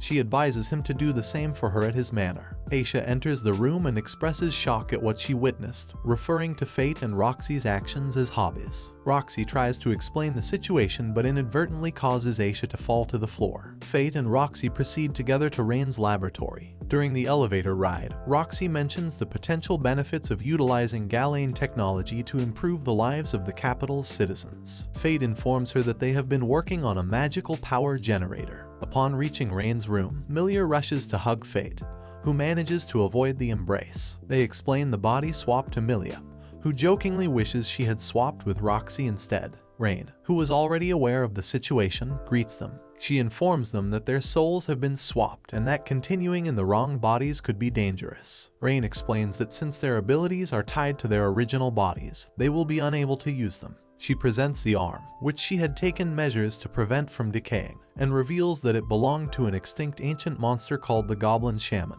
Fate questions how an ancient monster ended up in the hobgoblin forests. Rain admits she doesn't have an answer but shares that she found a way to break the soul swap spell by analyzing the magic circle. She explains that the magic circle is a curse hex and that the caster's magic is continuously drained to maintain the spell. Fate suggests that they need to kill the Goblin Shaman, but is concerned about fighting without being able to use his skills. He tells Roxy that they must go to the hobgoblin forest. Suddenly, Roxy faints and collapses to the ground. Rain examines Roxy, who is now in Fate's body, and informs Fate, who occupies Roxy's body, that Roxy's soul couldn't handle the effects of Fate's gluttony skill, causing her to lose consciousness. She elaborates that the gluttony skill is transitioning into its starvation phase. Fate reflects on the fact that he was born with this skill and has developed a tolerance to the hunger it causes, whereas Roxy did not possess such tolerance. Rain emphasizes the urgency of eliminating the shaman before Roxy's condition worsens. Fate decides to carry Roxy back to Barbados Manor first, leaping off the building with confidence in Roxy's Holy Knight body's resilience. Milia, wanting to assist, joins them in the jump. However, Fate recognizes the need to slow down their pace with 3 people, so he makes a quick leap between 2 buildings and lands on the ground, starting to run. Milia expresses concern for Roxy's well-being, but Fate reassures her that once they reach the manor, Roxy will recover, and then he can go deal with the Goblin Shaman. Milia expresses her desire to fight alongside them, but Fate declines, citing the formidable nature of their adversary, an ancient monster. He believes they need more powerful allies. Milia shares her backstory as an orphan with magical sword skills, taken in by the estate of Holy Knights, where she was forced to fight monsters with a magic collar that prevented her from escaping. She broke free with Roxy's help, and this revelation convinces Fate to let Milia assist in the fight against the shaman. Upon reaching the manor, Memel is waiting for them. Fate instructs Milia to fetch Aaron before she returns. Memel uses her bloodlust skill to feed on Roxy's blood, which Fate believes will help alleviate the hunger caused by his gluttony skill. Aaron and Milia arrive, with Aaron expressing his eagerness to face a formidable opponent. Fate instructs Greed to take care of Roxy and leads the group towards the forest where the shaman is hiding. Fate, Aaron, and Milia venture into the Hobgoblin Forest, returning to the location of their previous battle. Aaron explains their plan. He will search in the direction of the capital from which they came, while Fate will search in the opposite direction, using their magic detection skills, which have a range of 10 kilometers. However, since they can't move while scanning, Milia's role is to protect them from approaching goblins. She creates a protective ring of fire with her sword. Aaron reports that he didn't find anything in his search direction. Fate asks for Aaron's assistance in his own direction because there is a multitude of magic energies, and the shaman may be concealing his presence among them. Fate successfully detects the shaman and reveals that the shaman is located 5 kilometers away, deep within the forest. Aaron decides to clear the surrounding area, while Fate instructs Milia to rest and assures her that he will handle things there. He draws his sword. Fate and his companions reach the shaman's hiding spot, which is within a massive tree surrounded by numerous goblins. Fate suggests that, since the goblin kings have already been defeated, they can charge at the location. They attack the tree and eliminate the goblins. However, Fate suspects that the giant tree, located in a sacred area, might be rigged with traps. He instructs Aaron to cut the tree down, which Aaron accomplishes using his Grand Cross technique, leaving a large hole in the ground. Aaron checks with Milia if she can handle the goblins above on her own since they are going inside. Milia confidently confirms her ability to handle the goblins. As Fate and Aaron descend into the hole, they are surprised to discover the ruins of Galia within its depths. Back at the manor, Roxy's condition deteriorates, causing concern among those present. Sahara reassures Aisha that Fate and the others will find a way to break the curse. Aisha is encouraged and expresses her determination to do whatever they can to help Roxy. Sahara asks what they can do, and Aisha suggests wiping Fate's body since he's sweating profusely. This suggestion sends a chill through Fate and Roxy's body, but he dismisses it when Aaron inquires about it. Aaron notices traces of blood that may belong to the shaman, who could have been injured in their previous encounter. Fate speculates that the shaman may have a means of self-healing, given its journey to their current location. Aaron mentions that healing magic is scarce, except for Greed's 4th level secret technique, and it might have existed during Galia's prosperous era. Fate admits that he knows little about Greed's past, as Greed rarely discusses it. Meanwhile, Fate and Aaron reach the deepest part of the Galia ruins, where they cut down a gate to enter. Inside, they discover the lifeless bodies of individuals who had previously gone missing in the forest. As they explore, the lights come on, revealing the shaman standing before them. To their shock, the goblin shaman begins speaking and warns them not to interfere. The shaman uses its powers to transform the dead bodies into ogres, which Aaron identifies as being at the lower limits of the domain of Fate. In Roxy's body, realizes he cannot fight effectively in this state. Aaron reassures him that he will handle the ogres and instructs Fate to focus on defeating the shaman. Aaron engages the ogres in battle, but his sword starts to corrode. He suspects that the shaman may have tainted the ogre's blood to cause this. Fate inquires about Aaron's condition, concerned about his damaged sword. Aaron assures him that he's fine but struggling due to the cramped space. Using his powers, Aaron throws both the goblin and the ogres to the ground. He then hurls Fate toward the shaman, urging him to finish it off. The shaman protects itself with a fireball, but suddenly a light appears and shatters the fireball spell. It is revealed to be Memel, wielding her holy sword. Fate attacks the shaman with all his strength, and amid the battle, Fate finds himself in the spiritual world. He realizes that since he's there, Fate and Roxy's souls must have swapped back into their respective bodies. Luna informs Fate that it's not over yet, and that Roxy was present in the spiritual world and had gained knowledge about Fate's experiences. So that is it for this video, guys. Hope you enjoyed it. So if you like the video, then hit that like button and leave a comment for the next part. Most important, subscribe and press the bell icon for notification. I will meet you in the new video. Till then, bye.